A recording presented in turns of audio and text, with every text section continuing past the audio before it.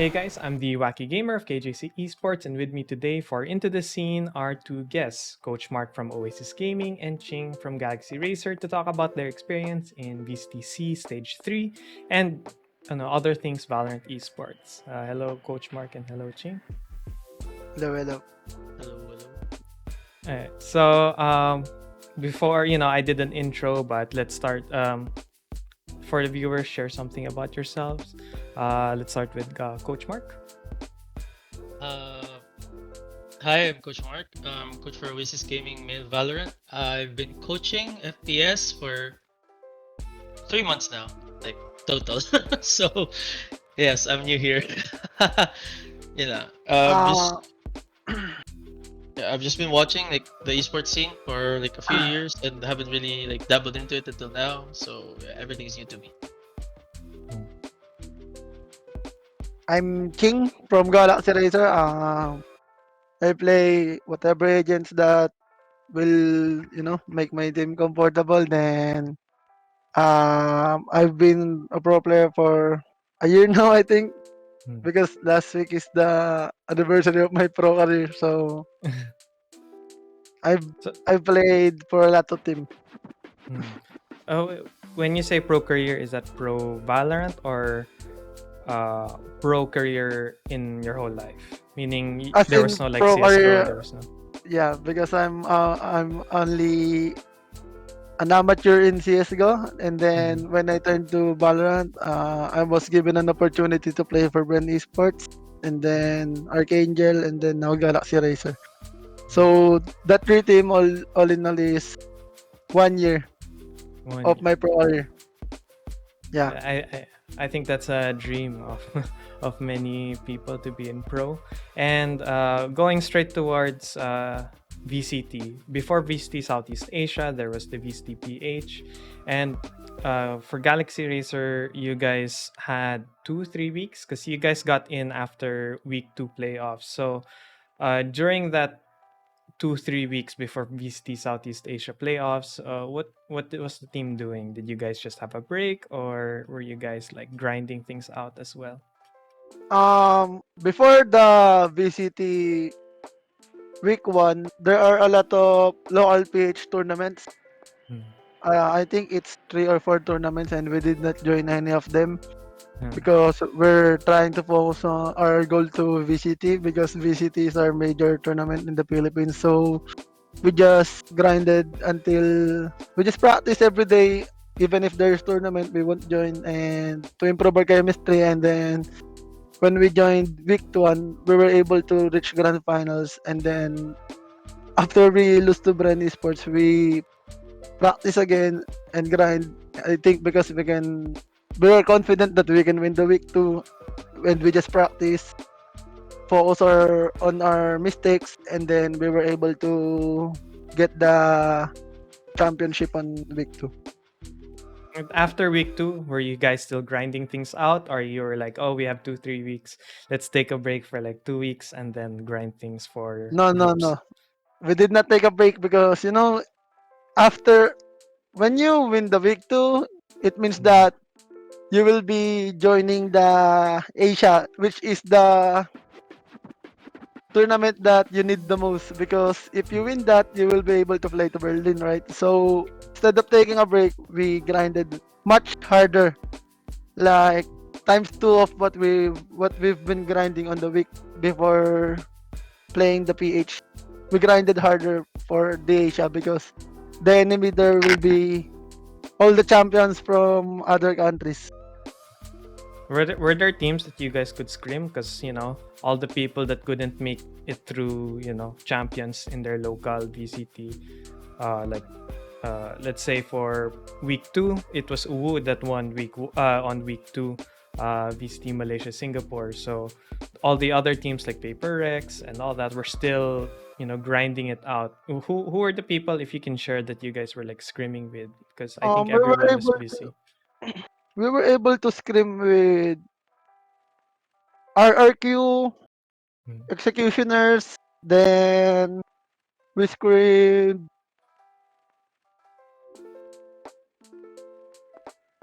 the Vietnamese team. Ego, and then FU. I forgot the team name. Fancy United, I think. Fancy Fancy United. United. Yeah. Fancy United. Then some other Chinese teams Mm. like Griffin, TOE, and then some Korean teams we were able to scrim Oh.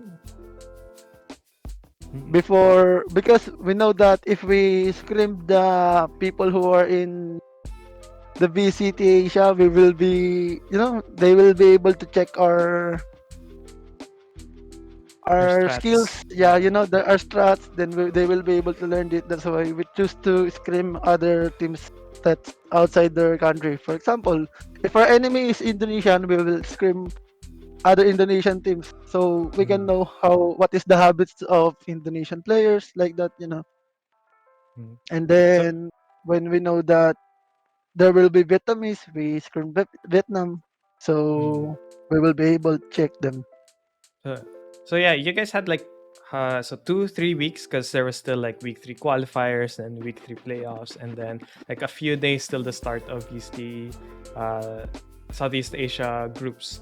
For Oasis Gaming, for you guys, Coach Mark, you guys had like 3 days, 4 days of prep work left before the Yeah. start of VCT groups.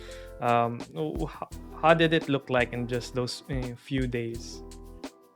So the moment we won, we immediately knew that we were like instantly gonna play the next week, right? So I told my players that we're gonna take Monday off and then we're gonna start scrimming and prepping like instantly afterwards. And they were fine with that because kakapanalo lang. So they're all very motivated, they're all very very energetic, they're all very hyped. And of course, like it's everyone's dream, right? It's like everyone who competes in PH, they dream of winning like VCT. So like in that moment, everyone was thinking like this is it, this is it. So they were like very focused and like very like set on the practice and on the prep. I think just the issue was like obviously when we went into VCTPH, like players were getting sick, Mm. and syempre like nasa isang bootcamp na kami. So nagpasa-pasa lang yung sakit. Mm. So Marky and Ripper were sick during VCTPH, and then afterwards like in our prep coming into VCTC playoffs, it was Gadot who got sick. So it was like always a struggle to just make sure that the players were in like, perfect condition to scrim, because you want to be in perfect condition to scrim. As I always tell my players this, where bad habits you do on scrims will always like show itself in tournaments, right? So if you do like stupid things on scrims, that's fine.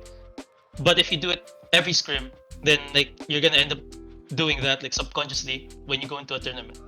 So I always want my players to be focused and to be like at their best form during scrims, especially going into C playoffs. But we had to work on like a few health issues here and there, so it's pretty difficult. And obviously, right, they didn't feel the burnout yet at the time. They didn't feel it, but I can tell like as we were like reaching, Thursday, especially like it was a big sigh of relief that it got moved to like one more day because of like the tech thing or the TO thing. And I could tell like it was just a big sigh of relief from the players and me that we get one extra day of rest and prep as well. So it was, you could tell from that, right, that they were saying, oh yes, we get like one more extra day. You could tell that they were already like about to burn out. So it was pretty difficult going into it without like rest, but at the same time it's like it's what happens when you're third seed. So like to me it's like a pretty fair balance, because if teams want to rest, if teams like want more break and more time, then just win first seed or just win second seed, right? Like BREN and GXR. So yeah, that was it. And you've been a coach for 3 months. Is there any other support staff, or is it just you and the players really doing like the prep work? So before I became a coach, we got Lars in, Axel Lars. He was a former TFO coach and he had like good synergy with the players like Kurt, Coco, and Marky, because obviously like they were his former players. So we had him on, and I was like still the analyst then. But afterwards, I think when Lars stepped down, he put me in charge, but he was still like in the team as like a mental coach or someone like the players could talk to, right? Because they were closer. Like these players have not talked to me at all. Like prior to me being their coach, like the only chemistry we had was like what 5 days or 3 days of talking to each other on Discord. So we haven't had like real chemistry. So it was like nice that we had like Lars just available in the GC and he's just there in the scrims. He was also giving like input on things that may have been overlooked, especially from the player side, right? And I think it helps that you have someone close to you talking, like as your coach as well. Because like if I were to tell my players like something, like, hey, this is like a dumb play, or hey, you shouldn't do this thing. Like sometimes they can be offended, or sometimes they might get hurt, or sometimes they might take it the wrong way. But if it's someone close to you, right, and if someone you know, you're like more open to criticisms and you're more open to taking things. So having Lars there just like as being the voice of just open discussion was like a big help in like forming the team chemistry that the boys in high have now. Yeah. But overall, And like when it came to like prep and like map talks, it was just me mostly. And then I'm lucky to have Kurt and Coco in the team because they are also like very like willing to review and study on their own. So if I tell them, hey, I saw this new Sova Dart that Hiko did or Shazam did. I want you to check on it. It lands here. I don't know where he threw it, but like learn it. Like I tell Coco, I saw this like play that this team did. They went like they did a mid to A fake, or they did a mid to B, or whatever. Like it's in this game, just look for it, and then he watches it, he looks at it, and like we try to apply it. So it's also like very helpful for me that players are willing to apply the things that I research for them. And for the GXR boys, if that's like the dynamic of like Oasis Gaming with Coach Maark and his team, how does the like prep work look like with like the support staff and the team of for you?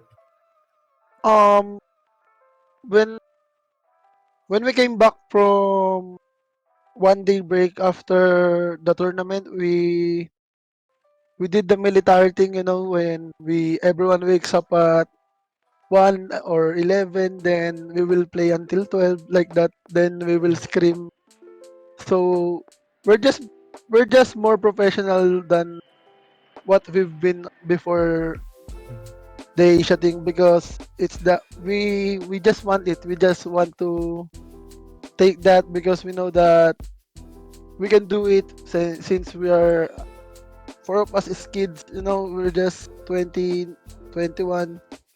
Then we just exert the efforts that we need to exert in order for us to achieve the goal that we want.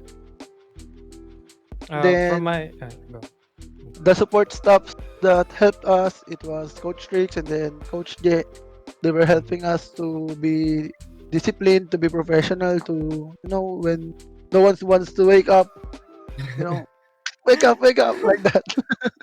Then yun, everyone will be wake up, and then everyone will wake up. Then we just do take a bath, so that our energy, instantly become 100%, and then uh, let's play, focus, like that. sa GXR team, sino yung usually last gumigising? Ang last gumigising either si Georgie, o kaya ako. Pero ako kasi, nagdi-delay ako lang. Tagal lang, 5 minutes lang. Tapos tatayo na agad ako. Pero pag ginising kasi ako, dilat na agad ako.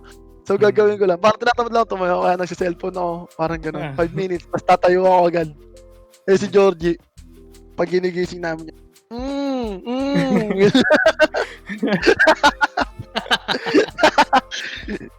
And then, go.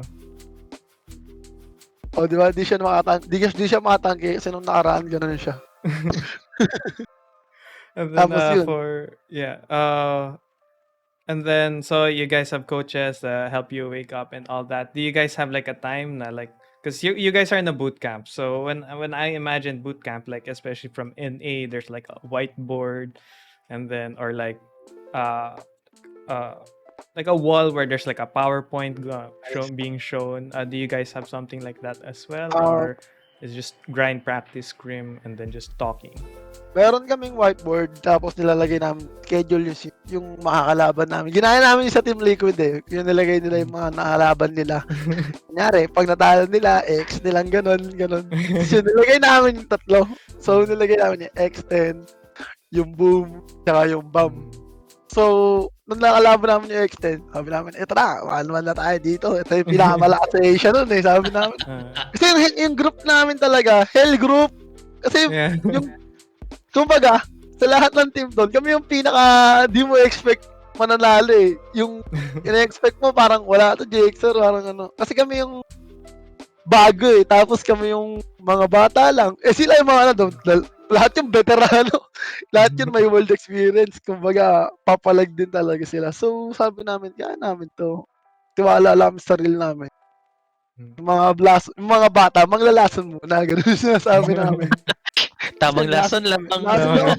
Kasi kinapusan talaga kami ng third game eh. Kung nanalo lang kami, tapos kami sa playoffs.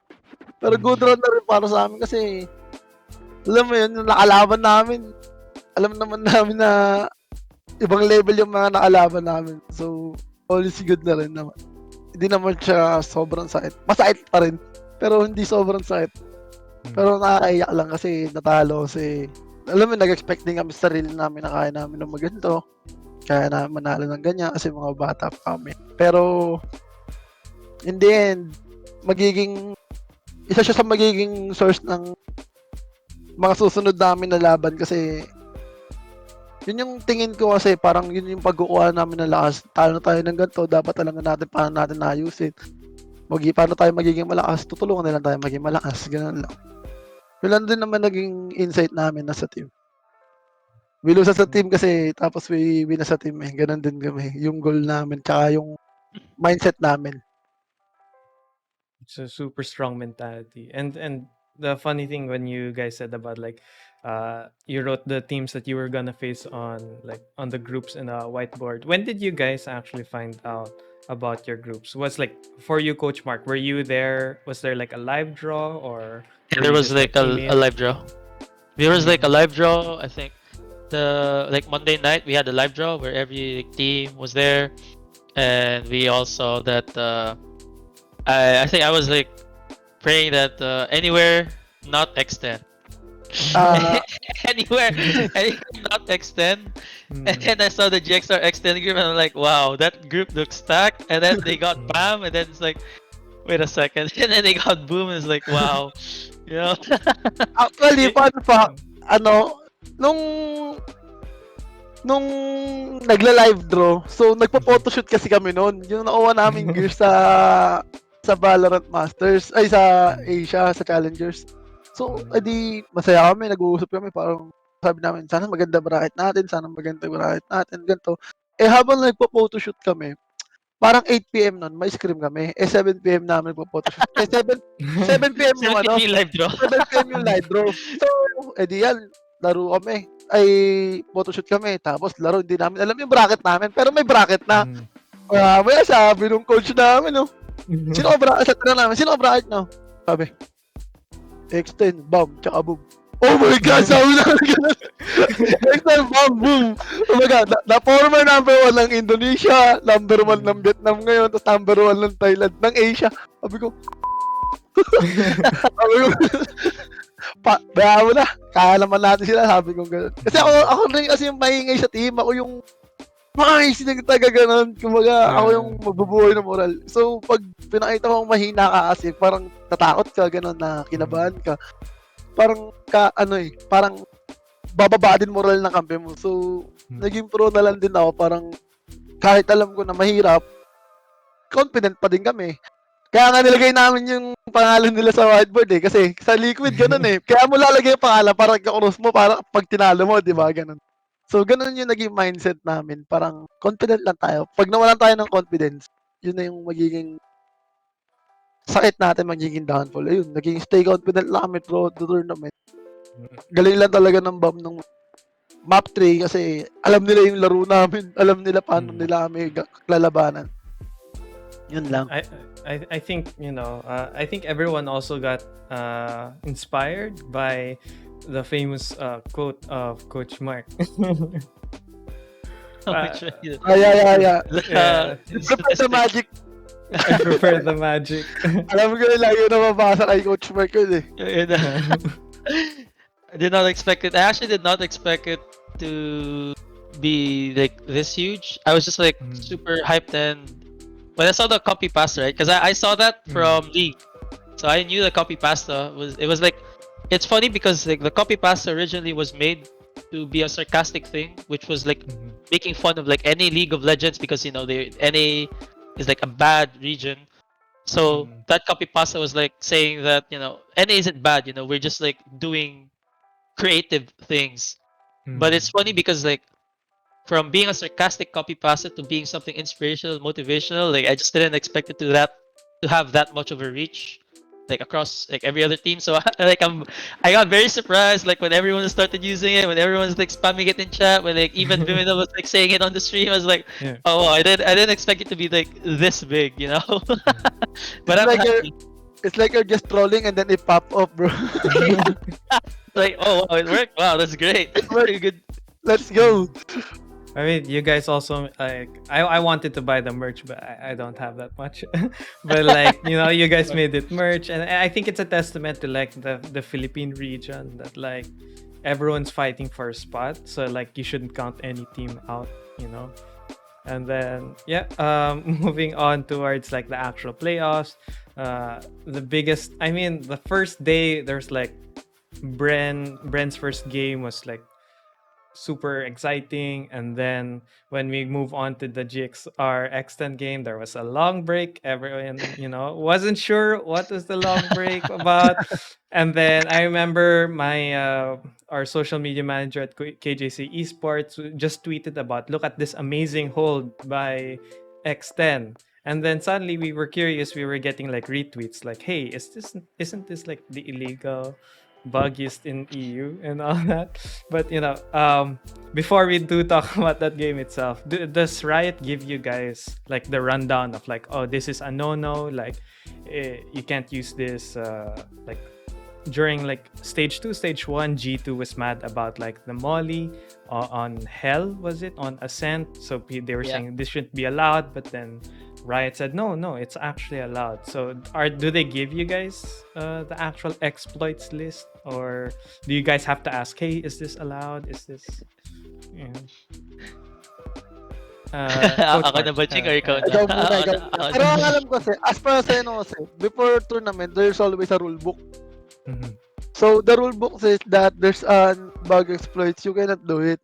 That's why I think everyone knows that, and then I don't know why they did it. Me, So, I know. Kasi, me myself, I know that I can do that. You know, I can do that Yeah. camera. It's so easy, bro. I can everyone do knows that. that camera. But you know, I did not choose to do it because you know it might, it might, it might destroy some, some respect because it's like using things that you don't need to use in a certain competition like that. That's why I did not do it, and I thought that we will be able to do it even though we will be able to do it even if I'm not gonna use that bug because I was confident at my team. That's why we were able to come back. Even if we're losing a lot in defender, I did not choose to do it. I just put the camera wherever I want, where, for example, I want to check this. Okay, I put it here, then take it back and then put it here. I just do that because, I just switch to Cypher and then I just try things out. I'm just confident. I'm just doing whatever I want to do in tournament. Coach Mark. So were you given like that list? Do you also know of that rule book? Like, do they actually like, hey, Coach Mark, here is the specific like exploits list, or are you just gonna like read through it? Like, they just tell you, hey, you have to read it. So I'm probably gonna like piss some people off, right? If I'm gonna be open about this, but like, the thing is, the bug exploit list wasn't given to us. Like, it was only given to us after. Like, everything happened. After like X10 did the camera and it became like a big issue, like enough to reach even Reddit, right? So they gave us that list. But even prior to this tournament and prior to like earlier stages, like I know that I said that I've only had like 3 months of experience, but like I was watching like every stage VCT this year of like every region, and I know for a fact that none of these teams are ever given like a list of like bugs and exploits, and I think that's like one of the main reasons why people end up doing these, right? Because in their mindset, it's fine as long as I don't get caught, right? In stage 2, I think it was like Ching's team as well, or I don't remember, but Valkyrie did the like the split killjoy thingy, the one where you throw the molly, like the double molly outside. I'm pretty sure like your yeah. editor can probably like find the clip, right? Yeah, But yeah. they did it on a VCT game, and I think in their quarterfinals game, and they received no repercussions. Like there was nothing like on social media, there was nothing like on the TO side saying that hey, you did something illegal that shouldn't be allowed, right? Even the ascent molly thing, the killjoy ascent molly thing, it's always been like a staple now. Like the teams always do it in tournaments, but there's almost little to no like complaint about it nowadays. And I think that's like just the big like issue, because obviously when you go into solo queue, these bugs will exist, and these bugs will be something that you do often, and sometimes like you won't even be aware that these things that you do are bugs, right? But because like there hasn't been any strict like enforcement on these bugs, it becomes like sort of a grayish line where players think I can do this and get away with it as long as the observer isn't on me, right? So like one of the examples is probably like the Alter Ego game as well, right? Where they did the Sova camera thing. I mean the Sova drone thing. Like we that was on the list of like bugs, but at the same time it's like if you are one of the players, you have been doing that drone for like months now, even in tournaments, and you haven't like been told that hey, you know, you shouldn't do this drone, it's illegal. But then all of a sudden you do it in the VCTC playoffs tournament, and like people are clamoring that hey, what you're doing is illegal, that's not allowed, and you should be like, you should get repercussions for that. And it just like to players and teams, it becomes like a foreign thing where you know, oh, there's actually a line now, but this line wasn't here before. You know, if we knew about these things, if we knew about like these illegal things before, and if they were enforced, which is like my main complaint, is just like the lack of enforcement. If they were enforced more heavily before, then you know teams wouldn't like resort to doing these things, especially. So yeah, that's I think this the main issue with like the bugs and exploits things. And I think about the not getting caught, it's because when I was like collecting clips as well, I also saw like a lockdown get destroyed without a use of a Sova ult, and it's Yes. using that, it was on Ascent, it's using that wall bang because the lockdown clips on the wall. The casters didn't catch it, the TO didn't catch it, but I didn't know if that was allowed or What's not, so I just let it through. I won't say the team that What's did funny it, is but that yeah. the Go. teams don't even know that they're getting bagged on. That's why after the game we just felt lost because we lose the game. Then Yeah. after that everyone say, "Oh, it's an illegal cyber cam. It's an illegal cyber cam. Oh my god, I don't know where." Yeah. Then we reviewed the clip. Then someone sent it to us. Mm. Then we were able to see that yeah, they use it when I don't wanna say it. So something like I just want to touch on that as well. Like something really frustrating about that cybercam thing was that camera has been around ever since Breeze was released, and it like Riot has been made aware that it exists and that you can't break it unless like you're actually like on the other side, right? So everyone, I'm pretty sure, like literally everyone in the competitive scene knows like that camera isn't allowed. But like as I said, because like these things have only been enforced during C playoffs, like players are confused and probably like I'm giving them the benefit of the doubt, right? But they're like probably thinking, hey, we used these cameras often in tournaments before, so like why are they not allowed now? You know. But everyone has been made aware that like that's how the camera works. That you can't break it if you're like from A main or from cave, and there's the only way to break it is inside, like from the site itself. Mm. So, Yeah. like going on to like the wall bank things, I believe the Lakia wall bank thing with the Vandal as well, right? In Haven, the one where you wall bank the Killjoy thing, and the Ascent, the two Ascent wall bank spots, right? I'm pretty sure both are also supposedly illegal because if you check it, the reason why the bullets clip through the map is because there's like a spot in the map that's like not filled properly. So instead of like a fixed object, it becomes like an empty or null object, Yeah. and the bullets like actually pass through, and that leads to like a lot of other things, like the raised satchel from Haven, where you could throw a satchel, Yeah, the take the Oh, throw yeah, killjoy. yeah, stuff. yeah, yeah. Yeah. Yeah, so that's also like supposedly illegal, but that's what I Also, mean, right? recon dart. You can Yeah, the also recon recon darts dart. as Yeah, well. recon The dart. recon darts like pass through objects. Like that's like what I mean when I say there has been a lot of bugs and players have like are aware of the bugs, right? But like in tournaments, like you didn't see like in Iceland, right? In Reykjavik, you didn't see the TOs going, "Hey, Lakia, that's not allowed." In fact, after that, like more players started like looking for Start these to like do it. wall bank spots. Yeah, Yeah. they did the wall bank spots, right? And I like the other like the other Killjoy Ascent wall bank I saw was like Kakarot doing it. Like, he was like shooting the line in Generator in Ascent in A side to break the Killjoy lockdown in Garden. So that's like I believe that's also supposedly not allowed, but at the same time it's like I'm not like saying that he did something bad. I'm saying my main point is that players do not know or are not like well taught about like things that should and should not be allowed, and TOs themselves like do not enforce these things because like most TOs don't even know that these bugs aren't allowed. Like if I ask TOs, they all they know is like okay, they won, nice, okay, we're going to the next match, be right back. That's it, So like it's Mhm. just a huge like probably like issue in the scene right now about bugs and exploits. A little bit of like opinion though.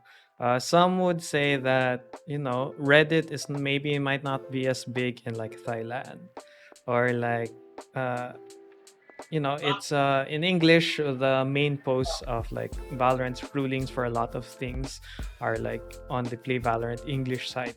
So what would you say that maybe you know some teams don't know of the cipher bug? Well, what do you think of that? That I the XN mean, coach didn't know about the illegal nature, the possibility at least. uh, to me, I think that just sounds like an Wala excuse, nawawala. right? Like, it might be rude to say that. Like it might be rude to say that, but I think it's just an excuse because as coaches, especially right, as a coach, your job So, is to find out like the latest tech, like what's the latest thing that people do, and then like part of that is like, can we do this or should we do this or is this legal? Is this not legal? At least that's how I view it, right? Because Mm. I'm not, like other coaches might be different. So like when the Thailand scene like says that, I feel like it's just an excuse because like most of these coaches, right, especially when you book scrims, they can speak and understand English. Like it's not just the coaches as well, like players as well themselves can speak and understand English. So I think saying that oh, we didn't understand it because it's in English is just like a handy excuse. Kasi kami rin coach, naman eh, di ba? Like pwede naman ikaw coach, sabihin. diba duty mo na rin yun as professional coach or player na that alam mo yung mga rules eh. Yeah, Alam mo yung mga bawal eh. Kumbaga, kaya nga top prospect ng isang bansa eh. Di posibleng di mo alam yun, di ba? Yun na lang yeah. din yun ka, nagdadahilan na lang din na ganito, ganyan. Mm. Eh, syempre, kami, alam naman namin yun. Eh, hindi naman kami yung maangal nung natalo kami. Kala nga namin, talo na kami. Pagkagising ko kinabukasan, gold ako, 1-1 na.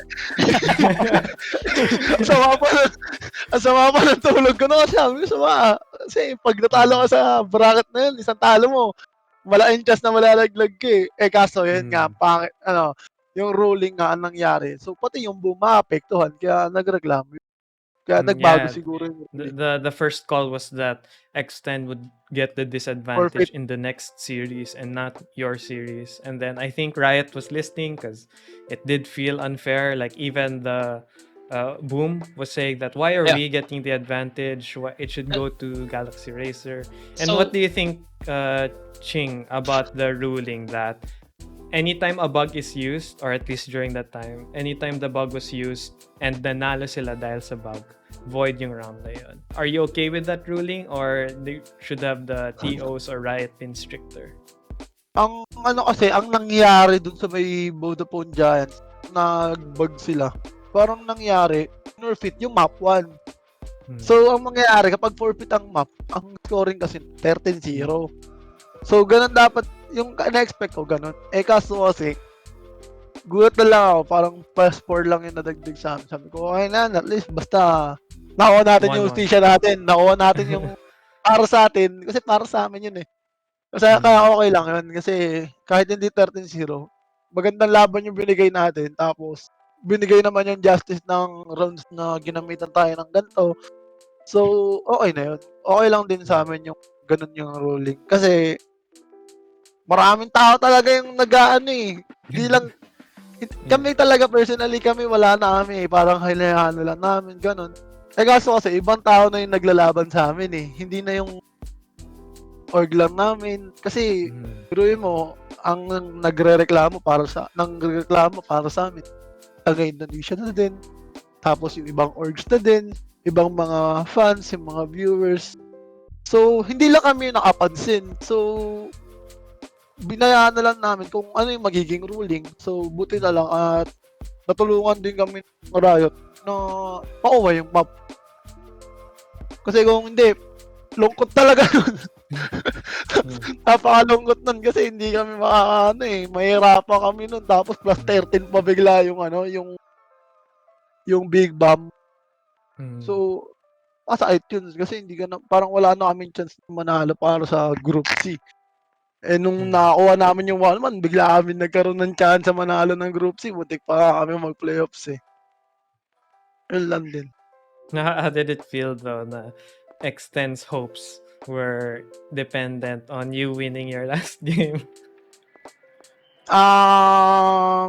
Yung X10 kasi, nirespeto namin kasi talaga sila as the best team eh. Yun yung tingin namin nung nilalabanan namin sila eh. Kaya ang ginawa namin, yung respeto namin sa inyo, confidence na lang namin. Kasi kami lang naman yung underdogs, kami yung lalason eh. Kumbaga kami yung hindi nyo expect na ganito, papalag, ganyan. Kaya simula nung kahit matambakan kami, kaya to, ganyan. Kaya yan. Ano lang nga, practice lang, warm up, parang gano'n. So, nung bigla ko talaga kami, nakahabol na kami. Kasi confident lang kami. Nilalaro lang namin, laro namin. Kaya nung sinabing talo kami first map, second map, pagpasok ng second map, syempre, nakakawala din ng moral kasi yung pagkatalo pala ninyo, hindi ganito, hindi patas. Kaya parang nakapanlumo, visit pa yung ano namin nun. Alam mo na yun, dahil Pilipino ka, alam mo yung visit kapag naglalaro ka. Hindi ko na sasabihin kung ano yung visit. Basta ganun na lang. Alam mo yung Coach Chel? Coach Mark, alam mo yun? Ano yun? Basta yun, visit yun. Kasi habang naglalakad ka, parang, alam mo yun, tatlo sa team ko, nag-switch ng knife, tapos biglang babalik sa baril, babalik sa knife. So, parang parang pangit na nilaro nung map 2 namin. Pero nakadikit kami, kaya goods lang. Hindi naging masakit sa point system. Kasi 8-13 naman kami next. And for you, Coach Mark, opinions on the groups, because like you get situations where a team needs to win if you want to make it to playoffs, or like sometimes you play games that you already know you're eliminated, so why put in the effort maybe for like for your last game? Well, what do you think of the round robin point system style? So well, before I talk about the groups, I just want to touch upon the right decision as well, because I feel like because right didn't publicly state it, right? I feel like there's the public's view might be different. So the way that the bugs work and the bug system works is that if the bug happens in the game during the round and the team notices it, the first thing that they do is that they call for a rollback, right? So they will roll back the round if the bug happens, and I think that's what happened in Full Sense game. The Full Sense one.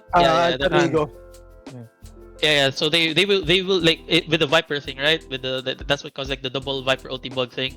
That's besides the point. Yeah. So that was the main thing that they do. So if you find a bug and you know it's a bug and it happens in the game, you can call it out. You can tell the admin to just pause it, and then you can call for rollback if you've been proven true. So you don't automatically get the round point if the team decides to do a bug. So I think that only happens after games where you can't roll back the rounds anymore, right? Because the custom lobby is done. So like the best thing that they can do is like to compensate is to give you the round. And like I guess in this system of best of twos, like that's the best they can do probably. But Mhm. I'm pretty sure, right? If it's a best of three, I think they forfeit the map. I'm Yeah, pretty they will confident that's give how them it up. goes. Mhm. Yeah, True, so true, they true. just because it's a best of two, and just because they can't give 13-0 to BAM or 13-0 to GXR Yeah. because like we have a point system, that's probably the reason why like they don't forfeit maps. So Mhm. that's one thing. Okay, so moving forward about the groups, uh, I'm personally like fine with it. Mhm. I like anything that's not best of one. Like I hate I cannot stress this enough. I hate best of ones. I hate that open qualifiers and PH need to be played in a best of one format, and I hate that I hate that when push comes to shove, like especially in the last like C playoffs, like when you got to the lower bracket, right? You have to play best of ones like until a certain point. Like I think Mhm. like the first two rounds like is a best of one, and then you play best of threes. So I'm fine with anything that's like not best of one. So whether if that's like best of two or best of three, that's fine with me. Mhm. The point system, I'm also fine with that because like it's not my job to do the math, right? It kind of is, but I just tell my players, you know what? We just win each round. You just gotta win each round. And like fun fact, right? If you 2-0, you don't need to do the math. If you Mhm. 2-0 the game and the series, you don't need to do math. So as long as we just like do the math, like as long as we 2-0 and we stop them, we don't need to do Mhm. math. If we end up like having to do 1-1, then let other people do the math for you. So Mhm. like personally, the night before, like when we got 0-2 by Alter Ego, right? I thought of doing the math, but at the same time, I thought to myself, someone else will do it. And luckily, Waki, you were there Yeah, I made who them. posted the math, and it's like, Yeah. see, I knew someone else would do the math for me. Mhm. So I just knew, like, okay, so if you 2-0 tomorrow, we have a chance. So that's fine with me. For Galaxy Racer ba? Because you guys had like 1-1, then 1-1, and then on the third day, were you guys doing the math as well? Or are you guys like, panalo na lang natin ba? It's like, what was the Um, mindset of the team? it Was there was any... because it's the hell group. Mm. So when we all 1-1, it means it's more hell. It's like hell with another hell because you know Yeah. 1-1-1-1, both 1-1, all is 1-1. So if someone wins, it will become they will be instantly in playoffs, right? Yeah. So we just 1-1-1-1-1-1. So we talked one another and we just said that let's just win, let's just win. We need to win, we Mm. need to win. If we lose, we lose. If we win, we win. Mm. We just said like that because if we won one, we go to playoffs. If Mm. we 0-2, we don't go to playoffs. If we 2-0, we are sure in playoffs. We just Yeah. our mindset just like that. That's why I think when we lose, oh my god, we lose. It's like that. We win. We just shout, we lose. Oh my god, it's sad. Like that. Um, Heart like this. Then boom. but So to follow up on that, right? In Oasis as well, like obviously I knew we needed a 2-0, right? So if we lose to Uwu on the first map, then I knew like my boys would be down. But I tell this to my players every time that I want you, especially when you're playing a game, any game that we're gonna be competing in a tournament, I want you to play it like it's possibly the last like tournament series of your life, right? So even if you go 0-1, you can't come into the second map thinking, man, we already lost, we're Preparing. already out, Yeah. right? We Like just it's play it. yeah, just play. No, like aside from that, right? It's gonna be your last VCT game. So why make a shitty performance? Like why show like a shitty performance to viewers who support you and especially to yourself, right? You worked so hard and so long for this moment, and then you're just gonna give up because you've already lost. No, like, you at least want to make it close. You at least want to like give it your all, and if you And win. lose, yeah, I mean, and win, right? But if you lose, like you can lose knowing that you gave it your all, knowing that you couldn't No have regret. given anything more. Yeah, no regrets, exactly. Because I think like that's probably an issue with younger players, especially like most young players Yeah. will think, oh man, there's no We point. lose. There's no point playing. Just lose like that. Just lose. fast Yeah, fast just L. lose. Like just Just lose. Like, lose mindset in the diba? Asia. Oh my god, just lose L. Go next. L. Just like that. Like Like that. the Like series is that. done. I want to go home. Like I want to go to bed. I want to sleep early tonight. Let's just get Yeah. 0-13. It's like no, you Mm. can't do that. So that's like something like from our perspective. But like I'm really happy that we also like won the first map. because they were very energized. So at least like we went to the second map like with a bang, even if we did lose. Because when you're losing, instead of playing for yourself, you know that even if you lose already, you know that there are people supporting you. Then there are people watching, supporting you, even if you're losing. That's why you need to do your best in order for them to know that they are supporting the right players, because we give it all even if we lose, right? That's a lot better. Yeah, exactly. A bit of like a opinion question. To those fans, well, air quote fans, that only support the team when they're winning, but when they're losing, they complain. What can you say or to those fans? Yun ay number one! Brand lang malakas pag palalo! Pag talo, dami sinasabi! Pag nanalo, GXR rin! Pag talo, ano ba yan? Sino ba GXR ba yan? Pagtalo, Tapos, palitan na si player na to, mas oh, magaling to player na to. Bakit yung team na to, hindi na lang sila yung naglaro, mas magaling. pag panalo, Oasis since day one. Pag talo, palitan na natin yun. Dapat di sila yung naglalaro eh. Ano ba yan? Di sana naglaro. Kala nyo yata, madali ginagawa namin eh. Well, yeah, I sometimes I feel like it's just people trolling, but I Sa think totoo lang kasi, di ba ang dami ng crab mentality sa Pinas, kasi ganun talaga. Kapag nananalo kayo, doon yung mga suporta, pero pag talo kayo, syempre, babawala kayo kasi parang ganito, ganyan, parang sinasabi din na parang hindi ka deserving, hindi ka ganito. Eh, hindi naman kasi nila alam kung gaano kahirap yung ginagawa. Kala nila kasi naglalaro-laro lang kami, ganito, ganyan, parang nag-enjoy lang kami sa bootcamp. Hindi nila alam, masakit din, tsaka marami kami sakripisyo. Kasi for example, magbo-bootcamp ka, 2 weeks kang pupunta, isang buwan, ganun, wala kang uwian, di mo makikita pamilya mo. Yung iba, galing pa sa Visayas, galing pa sa iba't ibang lugar. So, marami kayong sakripisyo, hindi lang porket naglalaro, nag-enjoy lang kayo. So, sacrifices din, malungkot, binubuhos namin yung lahat. Kapag natatalo, alam namin na binigay namin yung best namin, kaya yung mga nang to-talk shit sa amin, mga trash talk, nahayaan na lang namin. Wala naman kasi kayong alam eh. Kung ganun pala yung mindset nyo, di sana kayo naglaro. sa sila na lang nag-VCT. Oo, kaya nag-VCT, kaya nag-represent ng Pilipinas. Tapos kapag ako ta-trash talk sa'yo. Coach What?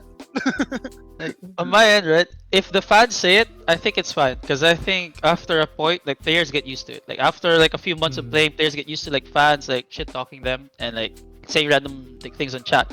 But I think what hurt me, and probably I guess my players don't really care, but like what hurt me personally was that I was hearing these things being said by like professional players in the scene, and it was like very discouraging, right? Because like at the end of the day, you're both PH teams. At the end of the day, we're both like hoping that PH becomes the best region in Asia. I mean, Southeast Asia. Well, maybe in Asia, yeah, not just Southeast Asia, but like in Asia. And it's just discouraging to see like these pros think that like why can't you just be happy for? I get it that you're probably like bitter or salty that you lost, but like why can't you just be happy that other people are like being there? Because it's also like a benefit for you, right? If teams get international experience and if PH, right, becomes like the best region in C, it's a huge thing for you because you get to play against these teams in tournaments and you get to grow as a player. And like who knows, right? Sometime in the future you could be picked up by these teams. So you could be part of like the best team. So it's just like that was the part where I got like heavily just pissed off, and like that's probably why I tweeted that, right? That was the part where I got like pissed off because it really is just discouraging to see like professional players acting like kids. Granted they are kids, but like acting like kids on like streams. And like obviously if fans see like, oh, this player said this, it must be true, right? If this player said this, so they're gonna do the same thing, right? They're gonna say the same like negative things, and it's just like very like sabi nga ni Ching, parang sobrang club mentality talaga na whenever someone gets to succeed, they want to pull them down because they're not the ones succeeding, and it's just like, so disappointing to see. Pwede rin naman kasi natin maging mindset na, okay, pagka VCTPH, talagang magkaka-rival tayo. Okay, ganyan, magkakaganyan tayo, magkakalaban tayo. Wala tayong pakialam sa isa't isa kasi tayo naglalabanan. Pero pag Asia na, syempre, meron nang napili, meron nang nanalo eh. Oo. Ibig sabihin, Diba? sila yung lumabas na best. Sila yung lumabas na nag-practice talaga, Nagpakahirap nag-improve, talaga. nagpakahirap, ganyan. Hindi naman siya easy na makukuha.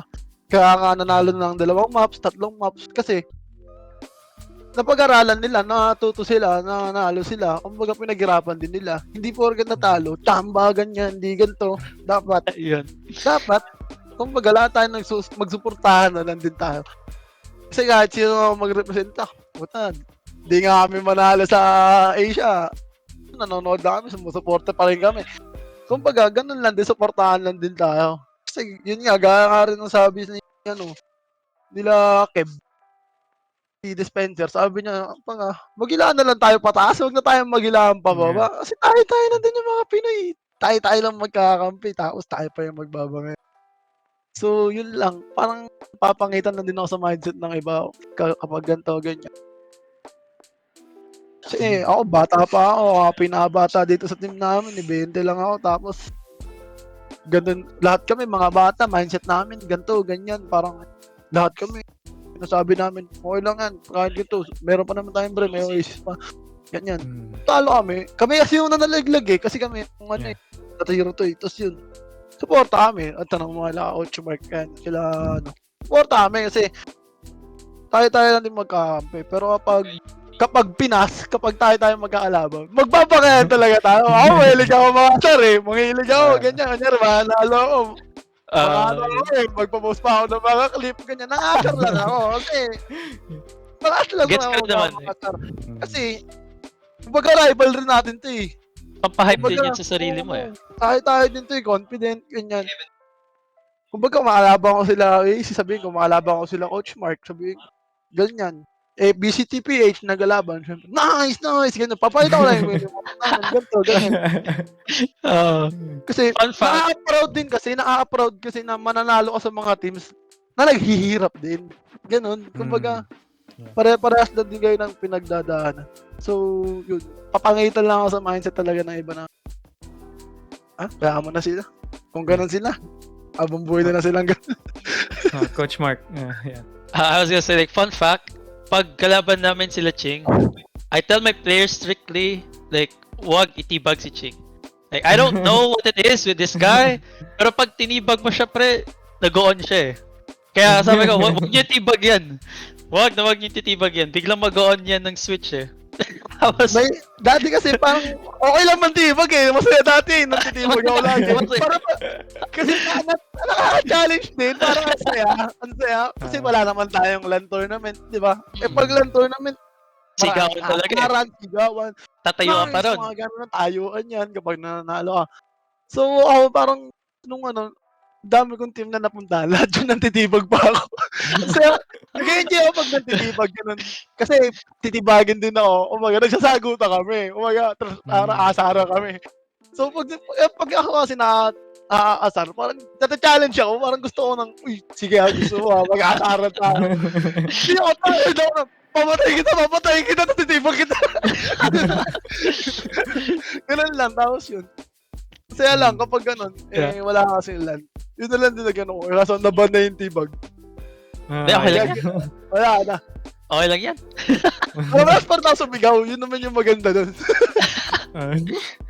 I recall sa EU, was it? They said you're not allowed to teabag, but then like after a while, G2. yeah, they just stopped caring, and then no one was enforcing the no teabag rule anymore. Yung tibag naman kasi parang hindi naman siya pang talaga eh. Parang pwede siyang friendly banter, pwede ring ikaw mismo, may sama loob, titibag mo talaga, ganun. Pero kasi madalas pang friendly banter lang. Kumbaga, pang-aasar ko lang, ganun. Kasi hindi yung mga tao sa pro scene, magkakaibigan din naman yan, lahat yung magkakakilali. So, pag nagtitibagan kayo, asaran lang, ganun. Walang bad blood, yung nagbibigay lang naman ng meaning sa mga bad ng tibag.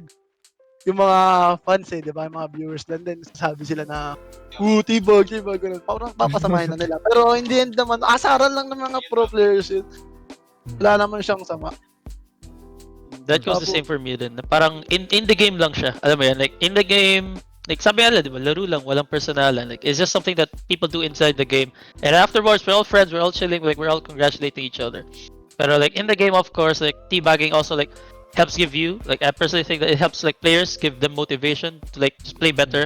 You know, it's like, oh, I don't want to get teabagged, so I'm gonna like shit on this guy, you know? Or gusto ko man teabag, so dudurugin ko siya. Yung mga ganun na, ano. Well, So, pa lang ng mindset kung paano sila kukuha ng confidence. So like, it's part of the game. That's it for me. That's why I don't specifically like allow or prevent my players. I just like tell them, yeah, it's fine, you can do it. It's like you can do it whatever you want. Pero kay Ching lang talaga, like wag nila ititibag kasi like Dapat hashtag bring back tibag. Joke lang, kahit wala naman okay lang. Pero parang yun nga, Sentinels yan, lakas man tibag sa Worlds Ball, ang titibag sila, di ba? Di ba, nang titibag sila sa Worlds Sila Ball. dapper. Pero syempre, in the end, pagtapos nun, nag-a-appearan pa din, ganun. Nagkaapaluan pa sa mga Twitter din, sa mga socials kasi may respect sila sa isa't isa, may respect sa isa't isa. Kaya kahit matibag ka, wala naman yun. Parang friendly battle lang talaga. For me yun lang kasi. Now, moving on from the friendly banter, let's talk about just personal power rankings of the Southeast Asia region. So don't take into account BREN or PaperX regions because you know they're the winners. So not taking into account our Masters reps, how would you personally rank the markets? Let's start with Coach Maark. wow. Dapat maganda kasama yung BREN tsaka PaperX I mean, as a region. Yeah, just like hindi yung buong teams, like yung buong region pala. So is Philippines at top? Is Thailand still at top? So personal. I'm probably gonna like piss a lot of people off, right? By doing these rankings. Okay. So like I can't wait for like just like fans from each region to say that these regions don't deserve to be the bottom or anything like that. But like personally, right? I think in a few months' time or like in a year's time, Indonesia is gonna be on top. So Indonesia, and then Philippines, and then Thailand, and then lastly will be MYSG. So the reason for like these things, right, is from across all of our scrims, Indonesian teams, even the low tier Indonesian teams, have good strats and good understanding of the game. Like most of the things that they lack are probably just like aim duels. So it's like when their entry tries to like take a fight, like tries to take the opening duel and they lose, probably the like strat's gone. But their mid-round adaptations have always been so good. The way they maximize, like especially the way they exert pressure on you, is really rough, right? Especially so. Here's something that happened in a scrim where we were scrimming an Indonesian team. We were playing bind, and we were attacked. And it was so hard to just burn the util, right? Because your job as an attacker is to just make sure that you're not being stalled, and you can burn the util, and you can exec and take the site. And bind is like a small map, so every team plays exec based on bind. And it's so hard to just like burn Astra slows or Astra socks, like Viper mollies and like other like raise nades and all that stuff against like Indonesian teams, because they will just like jump spot you. Every time they will jump spot you and they will hold. They will literally make sure that you are fully committed to the exec before like they use their ultis. So I think the fact that tier 2, and these aren't like tier 1, these are tier 2 Indonesian teams, they play like this. That means that it's a side that the entire region has like a good understanding fundamentally of like how Valorant should be played. As for why PH is second, well, I've said this before, but I think Philippines plays some of the best like Valorant at their peak. So that like that's the main problem with Philippine teams, is that they're very like on or off. Like it goes the same with SV Empire, it goes the same with us. Pretty sure like I don't know how it is with GXR, so I won't say for them. Pero like most teams, like on their peaks, they can definitely beat BREN. But like the problem is they need to be on their peak, right? And that's something that's difficult to just do. But I think over time, once like teams get like better infrastructure, better coaches, better like management, and all that stuff, then teams will learn to be like a bit more consistent with how they play, with how they understand the game, and all that stuff. And I think that especially like Filipino players, very hardworking. no, you'll never see someone probably play 12 to 20 hours a day in Asia, in Southeast Asia at least. Like, unlike Filipinos, like I don't know what it is with these guys, but they're crazy about the game, you know. So like next for why Thailand, of course, like Thailand has the best aim in SEA. But aside from like just raw aim, they don't really have much going for them. I think the reason why it's so hard to beat Thailand teams is because in a game like Valorant, if you have strong aimers, it's so hard to punish them. Unlike in CSGO, right? Where you can like throw your utilities, throw a flash pick, throw a smoke, throw a molly, push them off. In Valorant, you have like Jets or Reynas or Phoenixes who just like allow you to win the entry with minimal to no risk. And that's like really tough against Thailand teams. But strat-wise, if you're gonna see like their strats and the setups, it's very like simple, very standard. They don't do like very strategic or very like mind gamey play, right? So another thing that Indonesian teams love to do is they love to play mind games. They will fake a footstep running away and then slowly creep back in. They will fake a reload. They will reload and then like re-equip their gun so that you will like swing at them. And it's like something that just the tiny minimal things that these teams think about is like something that a lot of teams have yet to figure out or have yet to apply constantly into their teams. And that's why I think like, Indonesia and the Philippines and Thailand. Lastly, for MYSG, historically, right? MYSG performs bad on LAN. Like, I don't wanna like, flame MYSG, and I'm a big like Paper X fan. Like I love Forsaken and I love like Devi. I love Benkai. I love everything that like, Paper X does. MYSG teams have been very strategical, but they lack in terms of like aim, in terms of like fundamentals, in terms of like trading. And the biggest like upside they have is like ping diff. Now I'm like confident at this point I'm probably gonna have like a lot of my Singaporean followers or like fans or KGC like avid followers saying that oh we're just making excuses, but the fact that Singaporean teams and players get to play in 8 ping while we get to play in 40 ping, 60 ping, diba? Like, especially on scrims right, where they're like very unwilling. They're very unwilling to play not Singapore server. They will always want to keep their 8 ping, 12 ping. Like that's like one of the huge advantages to them like playing online. But I feel like in a year or two when we start getting lands back, when we start like flying people over, like that advantage goes away. So that's why I think like, MYSG just falls like short, like below in my list as the last. Oh, I forgot Vietnam. Vietnam and HK Taiwan. Okay, so HK Taiwan, I don't watch the scene, so I cannot like say a lot of things. Vietnam, I think I put Vietnam above Thailand.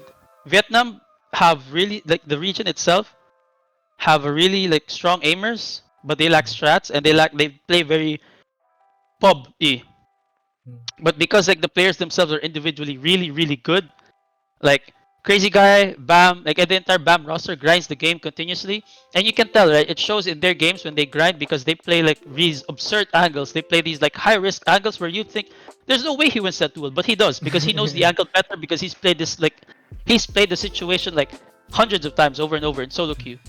So that plus the fact that you know it's a growing scene, and I'm pretty sure like over time, like these players themselves are very like willing to learn. So once they start like adapting more complex strats, once they start thinking of like more specific strats, and especially like I have high respect for like Coach Malix, who is like the coach of CES. I think coaches like him, who are very like anti-stratty and very like strat based. Once like more Vietnam teams start getting coaches who focus on like strategics and just less just teaching the team how to play more and just giving them new insight. I think the scene is like bound to grow even further and develop even further because like Vietnamese teams, at least from the way they play, they're already good fundamentally. They just need to learn how to apply and like use good concepts and strats into their team. So I would say like my final list is going back. It's gonna be Indonesia, Philippines, Vietnam, Thailand, MYSG, and I'm putting Hong Kong, Taiwan like somewhere else because I don't watch it. That's And it for my then list. For you, Ching, because you've experienced playing against these teams, how would you rank them? For me, para sa akin kasi ano eh, confident ako na Pilipinas yung kompleto talaga, base sa aim, sa discipline. kulang lang tayo sa pag-i-strat. Para sa akin kasi, ang mga Pinoy, may kanya-kanya tayong playstyle. Mhm.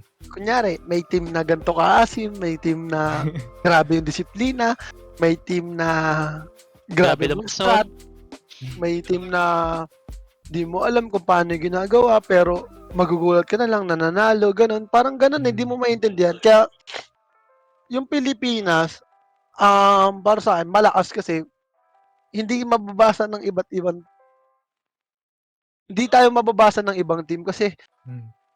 iba-iba yung playstyle natin eh. Kunyari, ni-scrim natin ito. Kunyari, yung Indonesia, kunyari, taga-Indonesian team ako, ni-scrim ko to. Iba yung playstyle. May makakalaban nila, gantong Pinoy team. Eh di, Mm. iba yung nakalaban natin. Ba't ganito? Ba't iba yung strat nila? Ba't iba yung play nila? So, ganun. Kaya parang tayong mga Pinoy, parang pili ko malalakas. Mas malakas tayo kaysa sa ibang bansa. Yung pangalawa naman para sa akin, yung MISG. Mm. Kung puro online yung tournament sa ngayon. Kasi for me kasi, pandemic. So, wala ganong LAN. So, nasa kanila talaga yung advantage. Alam naman natin yan. Kasi nandun sa kanila yung ping advantage. Kaya, mas lamang sila sa pickers advantage. Ganun. Dahil pag sumiswing sila, mas kita nila. Makikita mo yung difference na alam din nila yung difference. Sinabi rin nila. Yung sa NA nga, parang sila Hiko, nagreklamo kasi parang 40 ping sila, yung kalaban nila 8 ping. Nagreklamo sila, nagpalit sila ng server.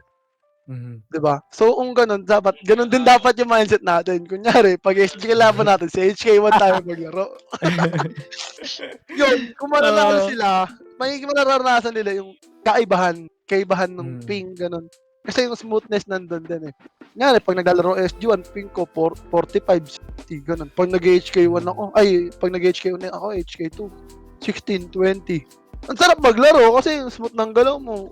Kahit anong movement mo, sadali gumalaw. Yan lang. Pero sa strat kasi, tsaka sa aiming, tsaka sa discipline, mas kompleto ang MISG para sa akin eh. Sa ngayon kasi yung mga veterano doon,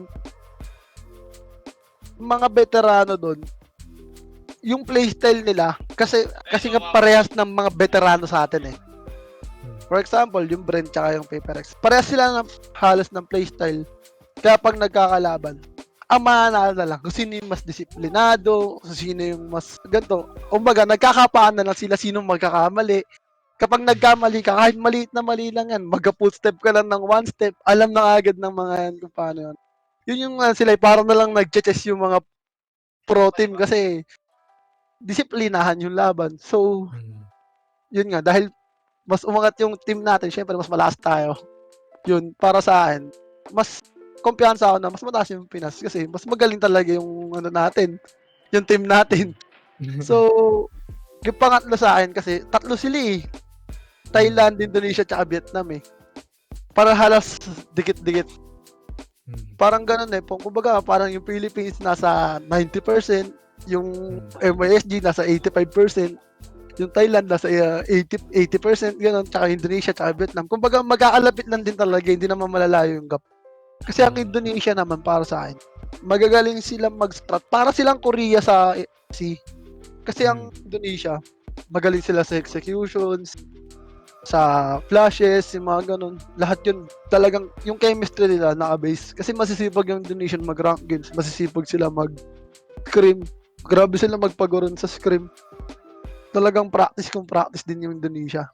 Tapos yung Thailand naman, magaling mag-aim, strat, tsaka sa aggression. Yun naman yung grabe sa kanila kasi kada isang team dyan sa Thailand, promise, may isang sobrang asim. Napaka-asim. Lalalim kung lalalim. Ganun yung playstyle nila na napansin ko. Tapos sa Vietnam naman, gaya nga sinabi ni Coach Maark, pag style na discipline na bahala na gang, alam mo yun, parang bahala na, yun, basta mapatay, ganun.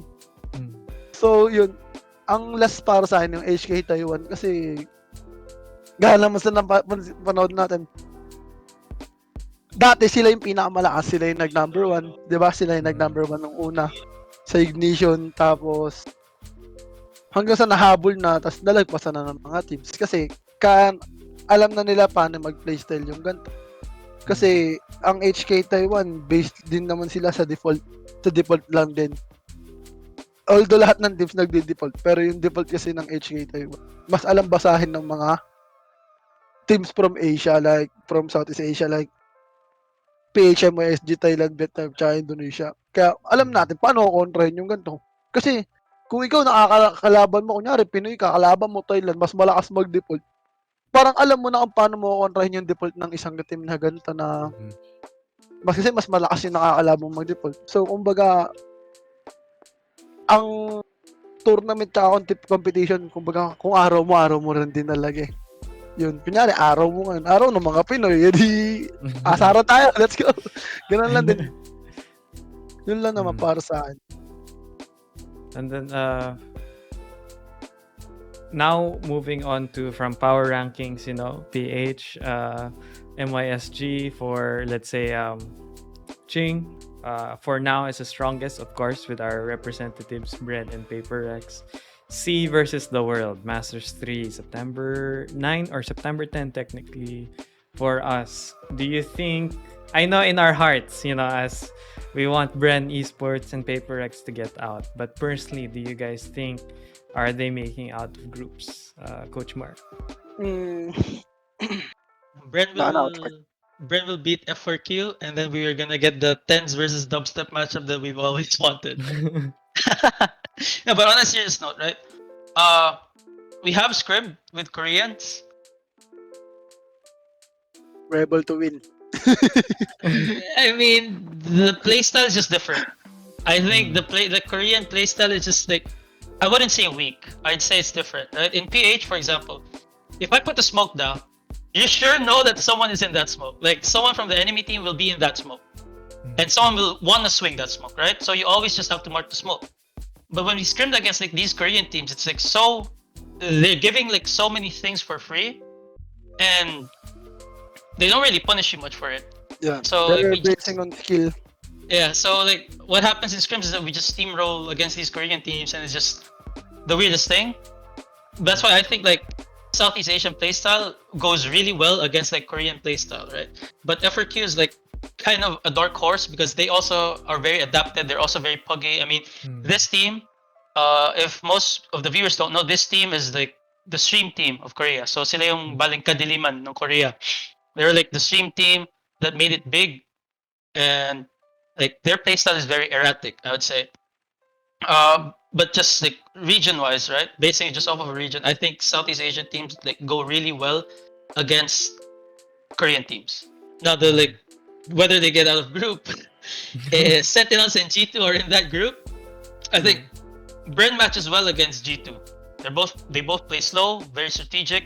I think at the end of the day, it'll all come down to aim, right? Because G2, a lot of raw aimers. Like they have Mixwell, Nuki, Kellogg's, Bone Code, right? Yeah. A lot of good, strong aimers in G2, but the veterancy is there. So the patience, the discipline, the trading, the fundamentals, everything is there from G2.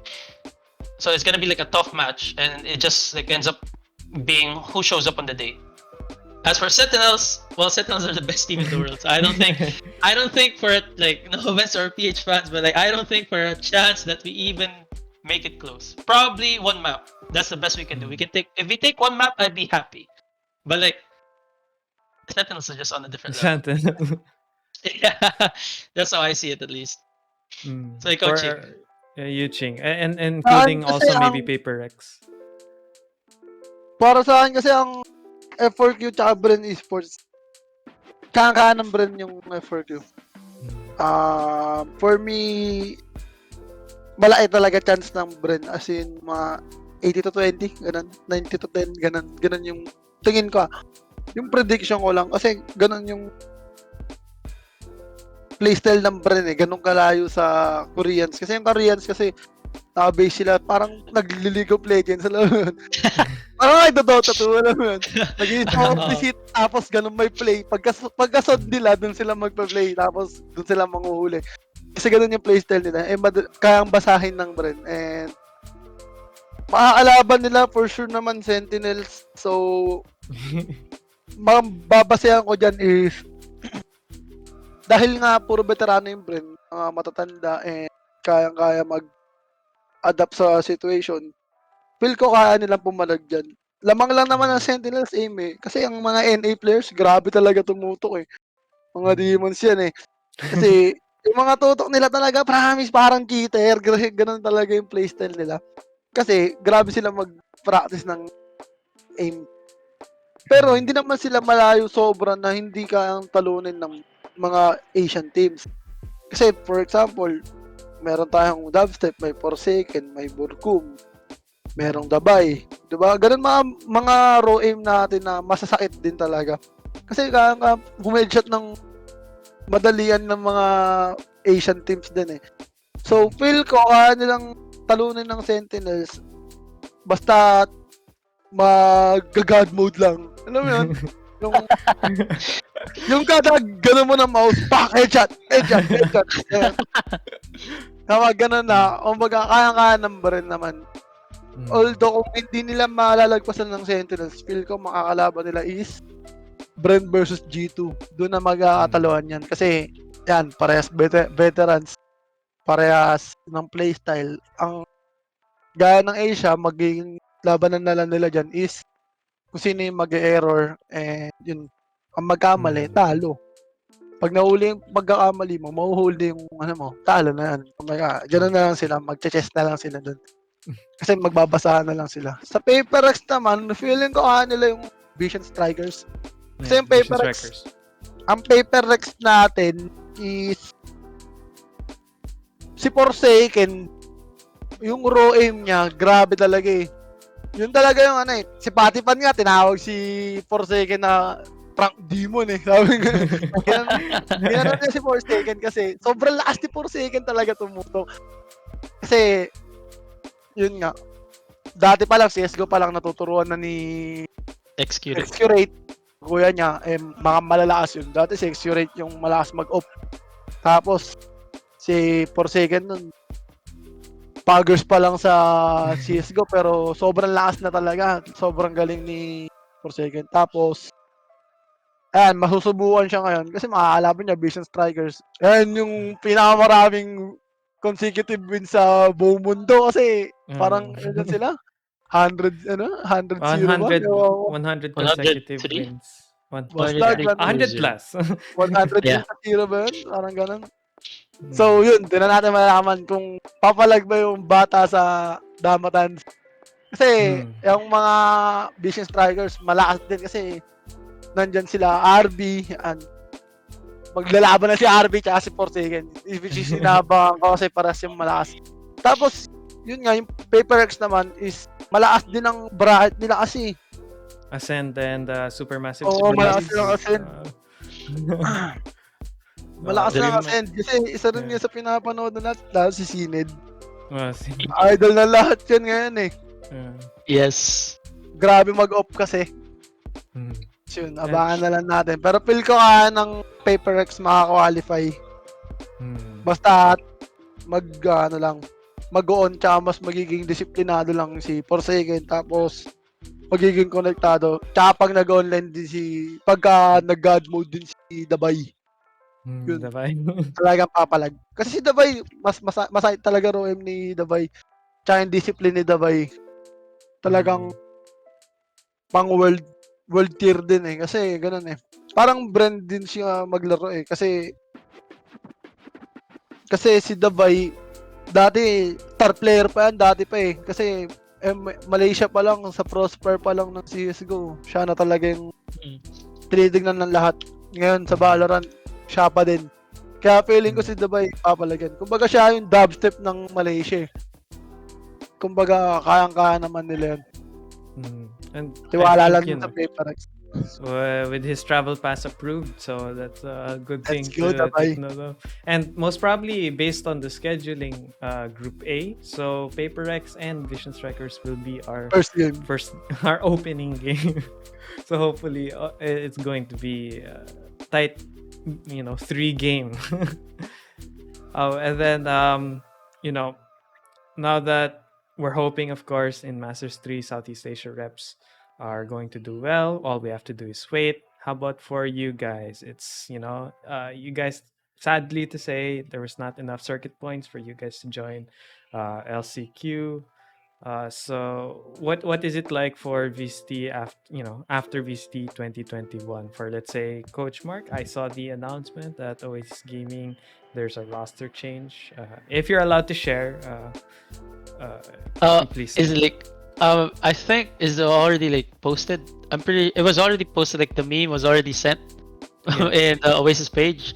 Yeah. So we're just waiting for the photo shoot, I think, to have like the official one. But like Mhm. if you were here since day one, you would know that Trix is who we picked up in the roster. So we got Trix now. We just had like our first team session yesterday. We were talking exactly about this thing, like what do we do now? There's no tournaments, there's nothing much to do. And I think it's a good time at this moment to just focus on things not related to purely Valorant, right? Coach Mark, Oh. TFO is back. You guys TFO is have, back. you guys sabi sa akin, it's just TFO with Ripper. Yeah, TFO with Reaper. I mean, you can really. Pero kasi, yeah. So we got Tricks in the roster. We have the reunion. We have all of them back together. As for what we plan to do in the next like few months, as I was saying, I think it's this time in the pro player's life and career is the best time to just like chill in tournaments. Like, sure, still play, still do well in tournaments, but like for people in orgs like us and like me and Ching, like we have our own orgs, right? So I think it's the best time to focus on other things, not Valorant. So mainly just personal growth, interrelationship growth or intra-relationship growth. So it's like, start building better habits, start working out, waking up early, learn a new hobby. Because I think it's during these off seasons that players will have a chance to relieve their burnout. Because once January starts, it's 6 to 9 more months of continuous grinding. Like, it just doesn't stop. It's like 6 to 9 months of grinding. You get sick of it. You get sick of the entire thing. Like, sometimes winning even hurts because I went to a phase where I thought like, man, if we win, we have to play more tournaments, and I don't think I can play any more tournaments. I don't think I can like stay up all night and watch more VODs. So like, burnout is a real thing in esports, and I hope like young players in orgs especially get to realize that and take some of their time off, right? Like, still focus on Valorant, yes, because obviously we're being paid to play, but at the same time, don't take it as seriously if you lose, or at least like learn to pick up something else. I think it's like having a different outlet, especially in this time, is like pick up like reading, meditation if you want to, like learning a new hobby, mental health, yeah. So like during this time, I'm gonna focus my team, especially just more on like growth. If they want to play new agents, diverse their agent pool, that's fine as well. If they want to like try new setups, that's great as well. Like, we're gonna start also like as a team, we're gonna like do probably waking up more early often, fix our sleep schedule, and probably like working out as a team as well. Like, probably learn cooking as well, because in the boot camp, it's just it's the holy squad of KFC, Jollibee, McDo, and Burger Chowking. King. And Burger King, like everything, like literally everything in Food Panda, we order it, we buy it, Yeah. probably like the off season is the best time to learn how to cook, because it's really unhealthy if we're all just gonna eat fast food every Yeah. day. My friend from Malaysia called me Jollibee Ambassador. Because I always story Jollibee. Every night, Jollibee. We eat Jollibee. They call me Jollibee Ambassador. Shout out to Kingsman Evo, Call me Jollibee Ambassador. That also goes the same with us. So yeah, the off season, it sucks that we don't get to play more tournaments, but there's still like, VCT, right? But there's still like tier 2 tournaments out there, so if we wanna, to prevent us from being rusty, we're still gonna play those tier 2 tournaments. We're still gonna try to win the prizes. But most of all, my goal, and I told this to the team yesterday when we had our first team session, my goal for this off season is to just have them grow as players and as individuals. Because let's face it, playing I in think esports, Smart, the best tournament that's coming is the AGC, right? Because it's the Asia. yeah, the KG. Yeah. Yeah, So Like that one. mini VCT, bro. not to leak anything, but we did have a teaser. I won't explain anymore because I don't think I have the power to explain. We can just cannot- like Yeah. So Editor can just cut it out, you know? yeah, we can cut it out. But I think everyone saw the teaser. We showed the logo. All I will just say is that it's an invitational and it's Southeast Asia, as per the KJC like motto of becoming a Southeast Asia hub. So that's one. I won't divulge on like the details of the tournament. It's fine. But yeah, for you, let's say Ching, what's the plan for like Galaxy Racer for this off season? So after the VCT, we tried to change something that's gonna be a surprise for everyone. You will just see. Think back to And chat. no. Magugulat ka lang kayo. Tapos yan. After Sige. VCT, nagpahinga kami umuwi muna kami ng 1 week and 3 days, ganun. Mga 10 days kami umuwi, ganun. Tapos, balik bootcamp. So, ngayon nasa bootcamp na uli kami, pa-practice kami ng mga bagong styles and bagong mga playstyle, paano ganito, ganyan. Abangan nyo na lang. Tapos, yun. Tapos, marami mga bago, magugulat na. Tapos, bago yung GXR ngayon and yun, hopefully, mas maging maayos yung performance namin and then magpe-prepare pa din kami kung paano yung preparation namin, kung paano kami mag-tournament, paano kami boost kami, military time pa din kami and then kumbaga committed kami sa gusto namin gawin, mamanalo kami, committed lang kami and then mas pinagbubutihan pa namin lalo dahil ayaw na namin maranasan yung naranasan namin noon. Yung mga nararanasan namin, kaya nagiging inspiration na din namin siya, parang mas lumakas yung team namin. Wala. So for sure, we'll see more of Oasis Gaming throughout the off season and also Galaxy Racer. For sure, we're going to see you guys on VCT 2022, right? Just for the fans that might. And nga rin pala, shoutout din pala dito sa taon to. Baba. Si Johan, siya yung cook namin. So, cook namin to. Taga-yak-yak namin to eh. Pag naglalagay ng asin, yak-yak-yak, mga ganun yun. Wala pa. Mamaya ako tayo tatawagin ko kayo. Di pa. Mamaya ako tayo tatawagin. Yun lang. Lagi yung matatanda yung nagluluto na. Oo, lagi. Kami ni yung laging verbs kapag lutuan eh. Kasi kunyari, gagano siya. Siya yung tagaluto, tagakain, sabi ni Georgie. Anyways, going towards, it's the off season. We still have a while to wait for VCT 2022. Next year, Feb, I feel, most likely pa mayayari VCTPH again. For you, Coach Maark, I see you also tweet about how there, the growth for like support staff, like some teams, maybe not tier 2, but those that want to become tier 1 should think of investing or finding an analyst or even a head coach. What's your advice, opinions on like that scene, that space of support staff, of what is needed for it to grow? Probably, I think the best advice I can give, right, is something that I learned from watching this interview with Coach Grabs, which is like G2's League of Legends coach, if like people that weren't aware. As a coach, your job in the team is to make sure that they are playing well. Because I think most aspiring coaches or analysts, they have this like dream, right? Like where they get put into a team and they want to enforce like their view of the game and how they see the game and like how the game works for them. But I learned from Coach Grabs that when you are put into a team, the first thing you should do is to just make sure that the team plays well together. And like it's only afterwards when you start like doing these roster changes and like you're the one who gets to decide who gets put into a team where you can start slowly, sprinkling in some of your own insight.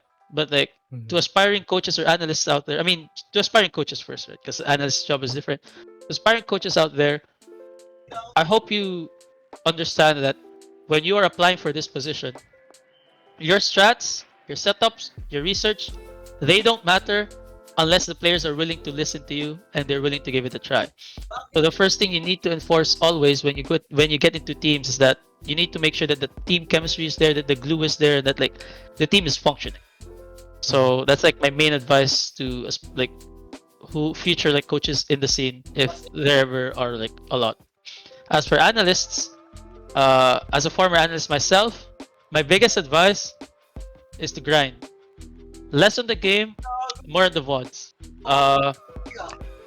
A lot of the time, you get to learn things just from purely watching, and like not watching enjoyment, you know, watching with like focus and intent.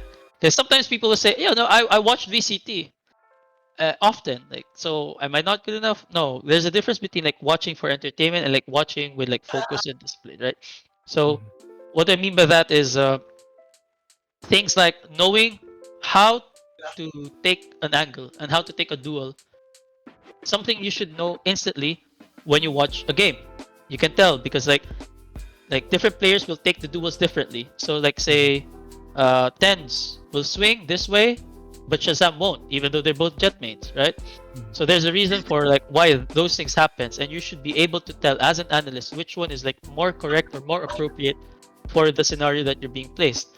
So if you're an analyst, your job is to like grind as much games as you can, as much VODs as you can, and then also like allow your own creativity and self-interest to flow. Don't just like listen to what other analysts are saying, or listen to like what VLR.GG stats like say there, because like especially for PH teams, right? Some PH teams, the stats in VLR are kind of skewed. They would say like, oh, this team has like a 50% win rate. Well, yeah, because like a lot of the tier 2 tournaments that we have don't even get listed on VLR.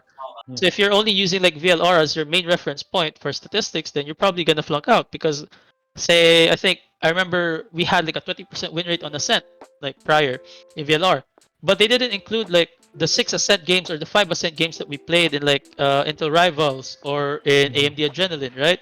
Like those tournaments don't get put in VLR. So like how are we sure that we're bad at Ascent statistically, right? When you don't even watch those games. So like don't just listen to what other people are telling you. Have your own like creative thought and concrete thought, and just continue grinding VODs. And of course, the last important thing is like put yourself out there. You know, me as a coach, in the off season, I've already gotten permission to look for staff, right, to help me.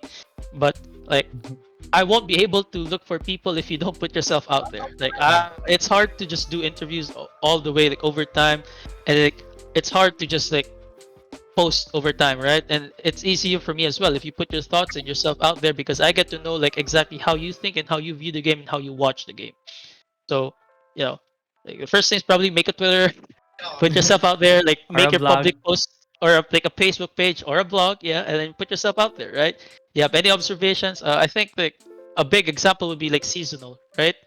The guy who did the Reddit thread on like how LCQ matters Yeah. in Berlin. Like he posted it on Reddit and he posted it on Twitter, and I got to read up on it. And like that's the kind of like work and like exposure that I'm looking for in terms of like these players. Yeah, it sucks that you have to, you know, gain traction first before people discover you, but you know, sadly that's just how it goes. You know, sometimes it's hard to find a needle in a haystack. So you really have to put yourself out there if you're an aspiring analyst, especially in this scene where a lot of teams struggle a lot with like what really an analyst does and like what they're supposed to do, like how they're supposed to with a team and all that.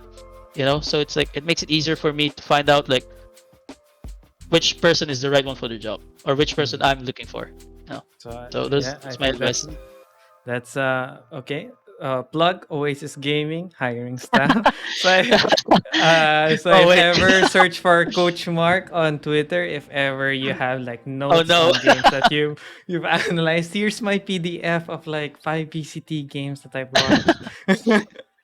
Oh, no. And then I think a great example is Coach Anders TV. He's a YouTuber. He posts something called Computing Competitive. So he does like statistical analysis and watches the games and how those numbers play on the game. And now he's a Fnatic strategic analyst. So you really have to Yes. put yourself out there. You don't have to just make YouTube. You could just like start Twitter conversations, knowing, making sure that people know that you're talking about these things. And I then think like go. I think I was gonna say like the simplest one would probably just to make a Discord, right? And then hop on servers and just like talk to people there. Because I feel like even prior to me being an analyst in Oasis, I was thinking of like being an analyst for like EU teams. And like at the time when EU teams didn't really have like analysts or strategic coaches in them, they only had like a few coaches here and there. So like the first thing I did was like hop onto servers, like have discussions with EU people. Like Bacon9 was like one of the guys I talked to often, like in Sliggy stream. Cupert is also like a guy that I talk to often. He's an IGL for a free agent team in EU. But essentially just just having conversations with people, getting to know more players in the scene, in and out, like, and seeing how their brain works is like a great thing for aspiring coaches and aspiring analysts to do, like to start doing, right? Because obviously you don't want to coach a team you don't know, right? If I ask you, like, say you're applying for Oasis and I ask you something like, okay, what do you think Oasis can do? And then you're gonna tell me, well, I haven't really watched the VOD, because I wasn't expecting to get interviewed. You can't just say that, if you're applying to be like, you have to know the teams that you're applying for or the teams that you like that are on your mind right now to like be part of. So that's one thing that you can probably do as aspiring coach or analyst. And then moving to Galaxy Racer for you, Ching. What do you think? What do you have any words for like aspiring pros or maybe even orgs who are like, "Oy, I want to make like a tier 1 team. What do I need? What would the players want from me?" Parang ganun. Sa mga aspiring pro players out there, kailangan nyo lang is kung wala kayong exposure, may hirapan kayong mahanap ng team. So, exposure ang kailangan nyo. For example, sali kayo sa mga mini tournaments para makita kayo na ganito. Kung wala pang team, time mo maghanap ng team. Kaya ikaw mismo gumawa ng team. Kasi ako naging amateur player din ako. Alam ko yung hirap paano makahanap ng team. So, for example, ako dati, wala akong team. So, inaya ko yung mga klase kong sumali ng team.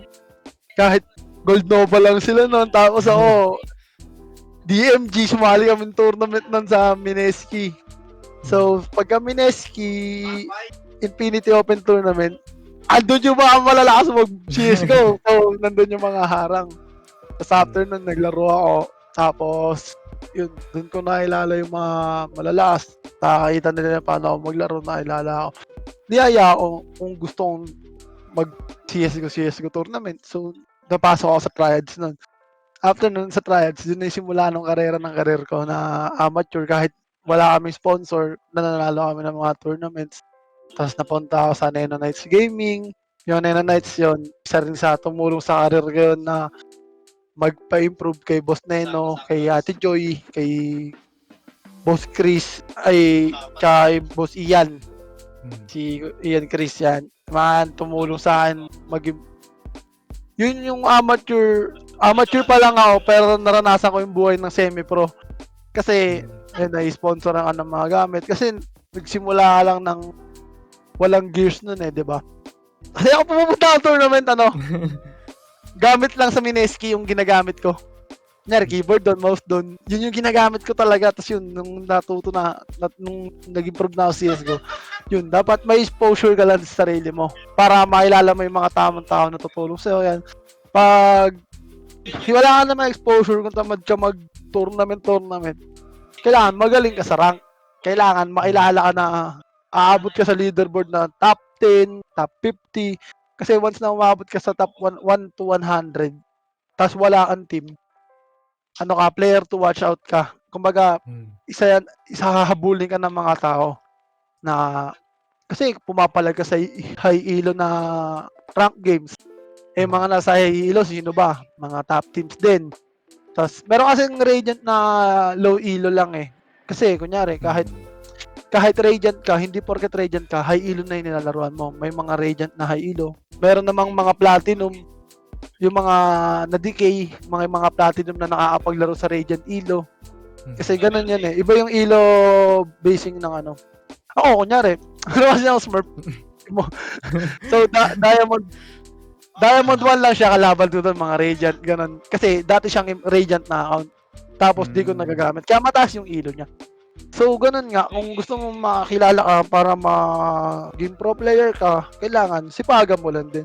Kasi, yun din yung kailangan mo. At last na pinaka-need mo as a player, dapat committed ka. Kasi pag hindi ka committed sa ginagawa mo, kung laro-laro lang yung nasa mata mo, hindi ka mag-improve, hindi ka mag-boom. Kasi kapag ganito, hindi porket pro player ka, masarap buhay mo. Yun yung tatandaan mo. Hindi porket pro player, masarap buhay mo. Kasi unang-una dapat professional ka sa ginagawa mo. Kasi hindi yun nga kaya ka nga professional player. Kasi kumbaga, dahil mula sa player, naging professional player ka, matututo ka maging professional. Gaya ng commitment, gaya ng sacrifices, yan. Dapat lahat yan, lahat yun papasok na lang sa'yo. Tapos, lalo pag na-on-track ka na, malalaman mo na yung mga dapat mong gawin sa mga hindi mo gagawin, ganun. Yung mga sinasabi mo na hindi mo dapat sinasabi, ganun. Matututo ka ng mga ganun. Kaya kung gusto mo mag-grow as a person, yung disiplina, ikaw na lang din mismo. Sa tao na lang din mismo. Kasi walang ibang tao makakapagturo ng disiplina kundi sa sarili mo na lang din. Oo, may magsasabi sa'yo na dapat ganito ginagawa mo, dapat ganyan ginagawa mo. Kasi kung ayaw mo, kaya mo naman siyang baliwalain. Pero kung gusto mo, kung disiplinado kang tawas, alam mo siya as a person, gagawin mo siya. So, yun lang din yung mapapayo ko. Dapat meron kang tatlong yun, exposure, tapos eager ka dapat maging competitive na tao. Tapos yung pangatlo is dapat committed ka sa ginagawa mo. Dapat marunong kang mag-sacrifice ng mga bagay na gusto mo i-sacrifice. Ano bang pipili mo? Ito, ganyan. Ako, napapili ako, school o ganito, ganyan. So, napapili yan. Sacrifices na din talaga. Di naman ako nagsisisi kasi pwede ko naman balikan yun. Yan. Tapos sa mga orgs naman, ang mga mapapayo ko for me is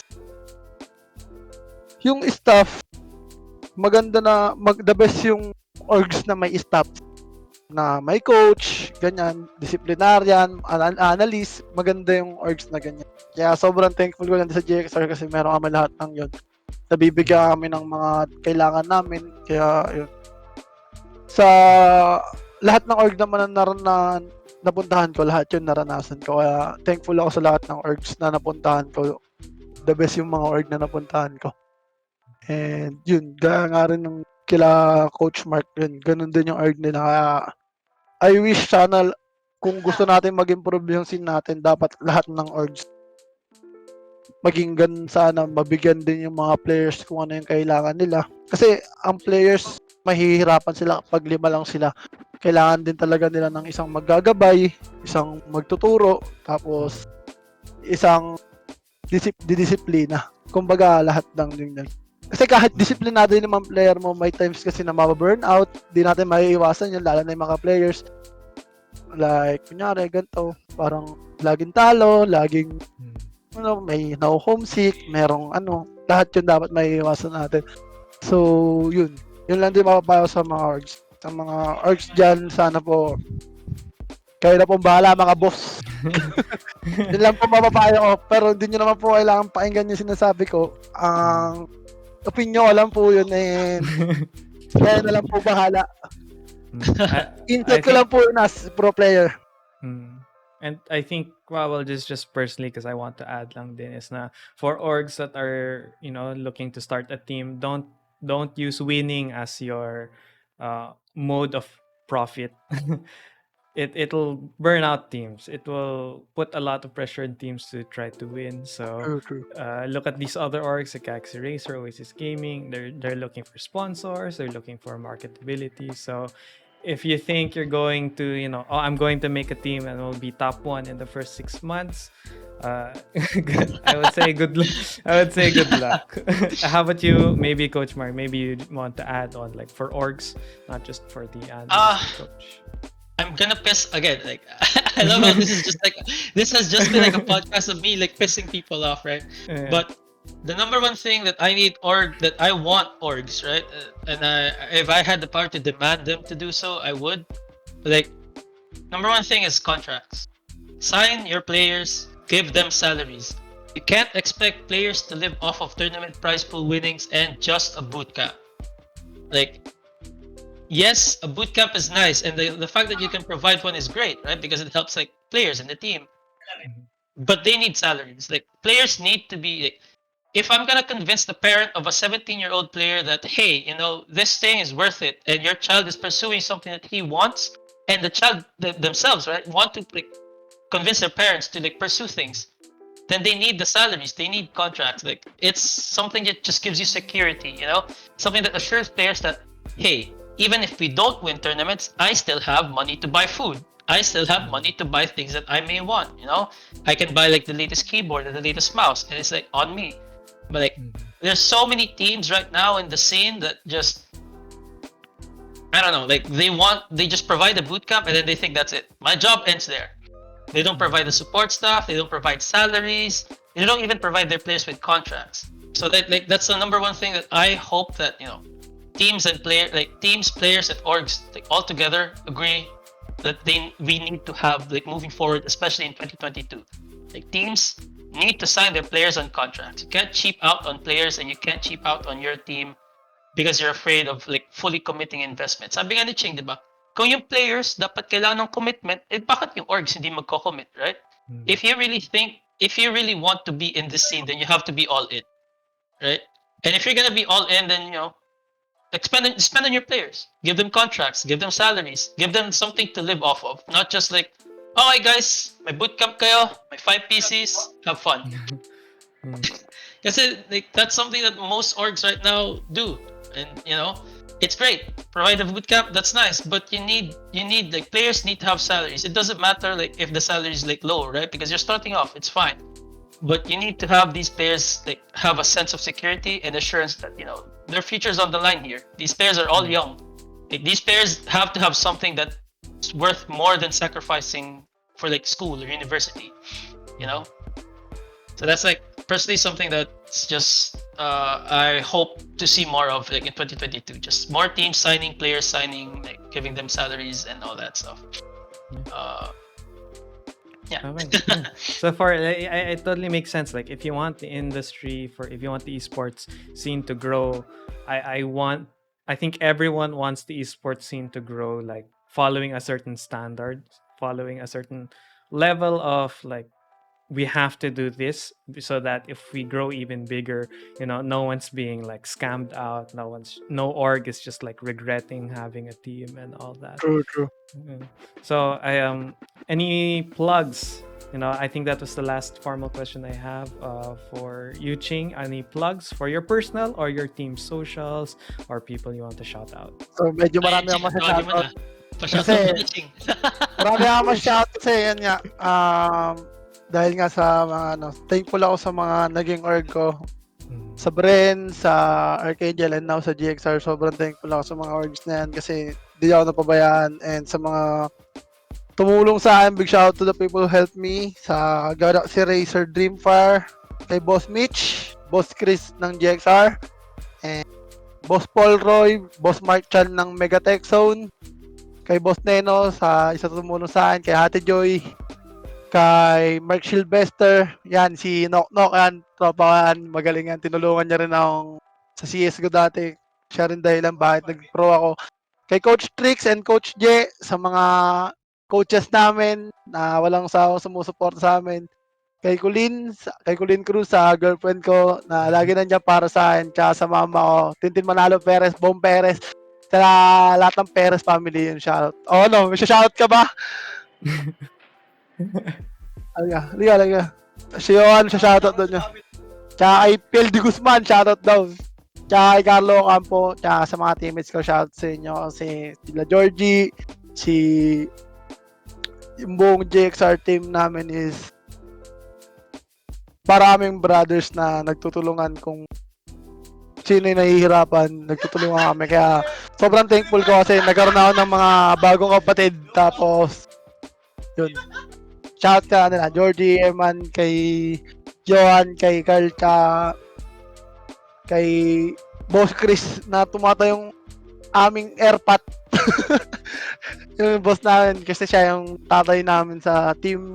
Kaya Kumbaga, siya yung tatay talaga kasi bine-base niya sa amin yung paano siya maging ama. Kasi Mm. pag may, kunyari, anak ka, may papasaway ka, ganito, ganyan. Kaya maganda rin, may ama kami sa team. And Mm. thank you po sa GXR. And big shout sa KJC. Shout din kay GXWAQIGamer. Yan, shout sa kasi salamat sa pag-invite sa akin dito and pagbigay ako ng mga ibang opinion and nasagot na yung ibang katanungan na ang dami nagtatanong. Maraming salamat. No, thank Hi, you Boss for Mike. accepting.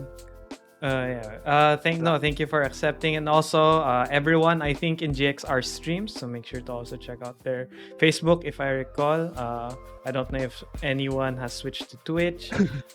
Also, Galaxy Racer Twitter. There's two Galaxy Racer Twitters. People don't know that. There's a Southeast Asia one, and then there's a main one. Tsaka Facebook page ko, tsaka Twitter ko pala. Follow nyo. Ang dami kong pinlag ako. Hindi ko na-plug sarili ko. Plug yourself. Plug yourself. What's the name of your Facebook page? Ang page ko is www.facebook.com/Ching the G.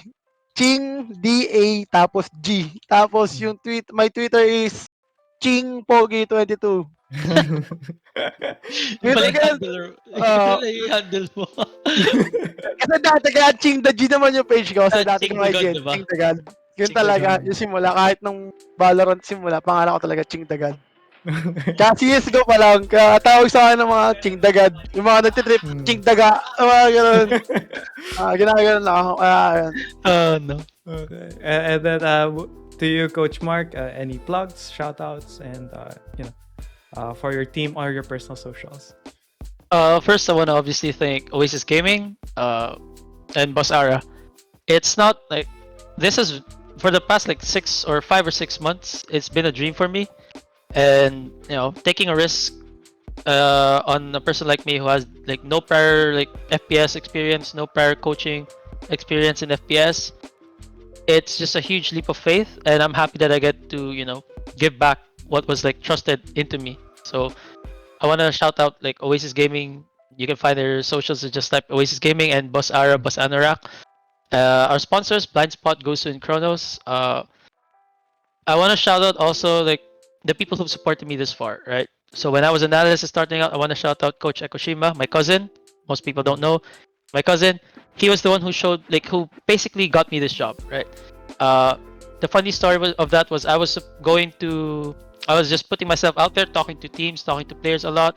I'm very good friends with Yanagi from Kadiliman, so like I was talking to him as well, like prior, and he gave me essentially like a chance to just like demo or VOD review for Kadiliman.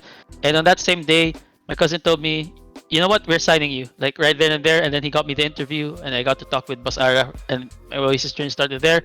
To the original Oasis boys that I got to handle, which was like Ian, Worship Ga, Zach, Brain Freeze, John Pork, Young Pork, Lorio, those three guys that I started with.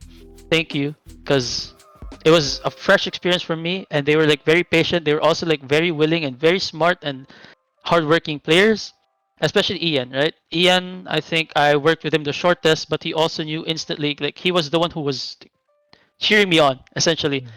Like even as an analyst, he was already telling me that I had it.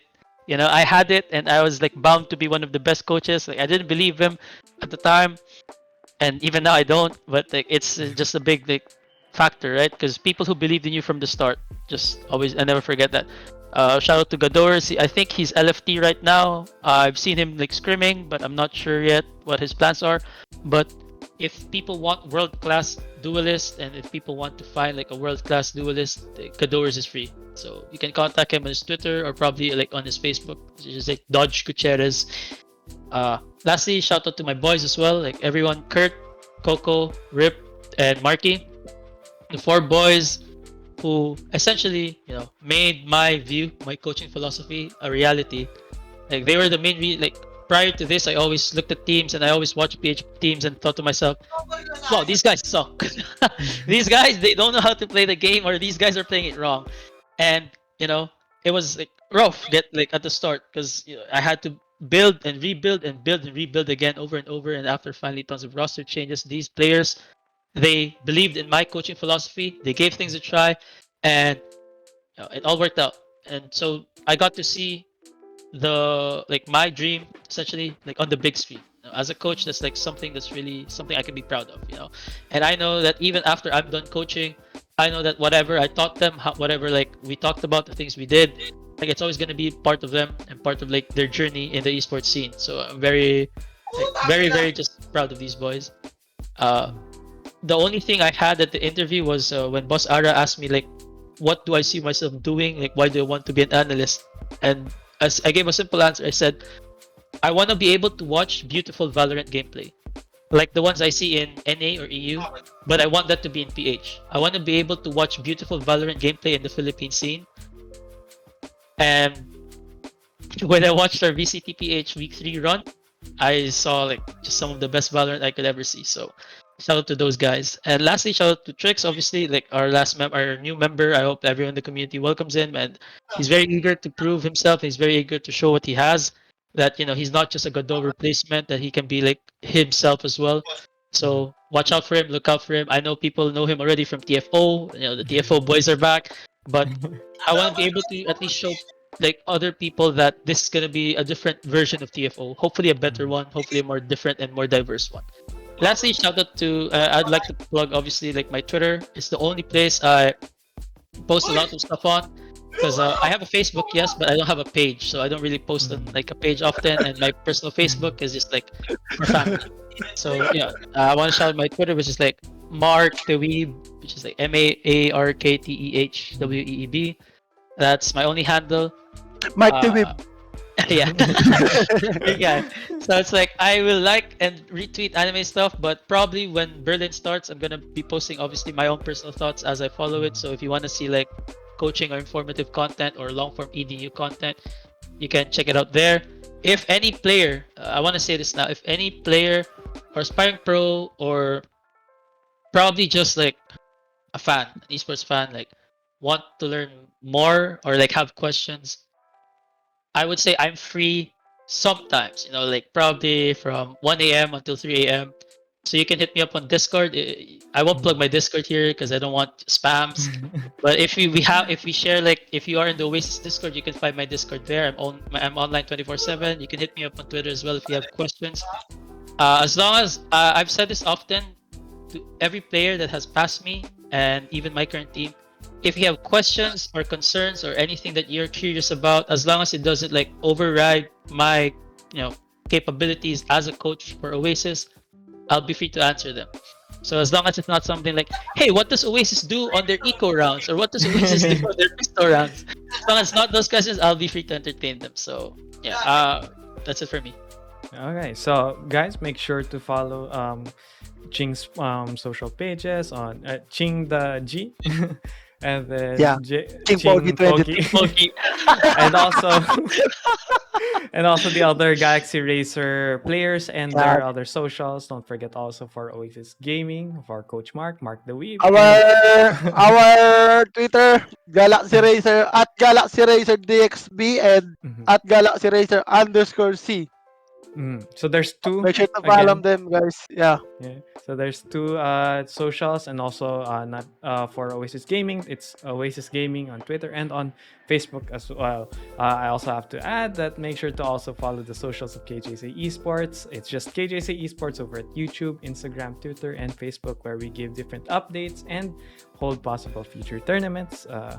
That's focused on Southeast Asia, as we hope to be a Southeast Asia hub for media, news, and tournaments. And that was our episode with Oasis Gaming Coach Maark and Galaxy Racer Ching. Thank you. And make sure to follow at TheJoaquiGamer. Yes. Thank you. Also Thank you, mine. Thank you, Coach. Thank you, Waki. Thank you. Thank you, Ching. Thank you, Waki.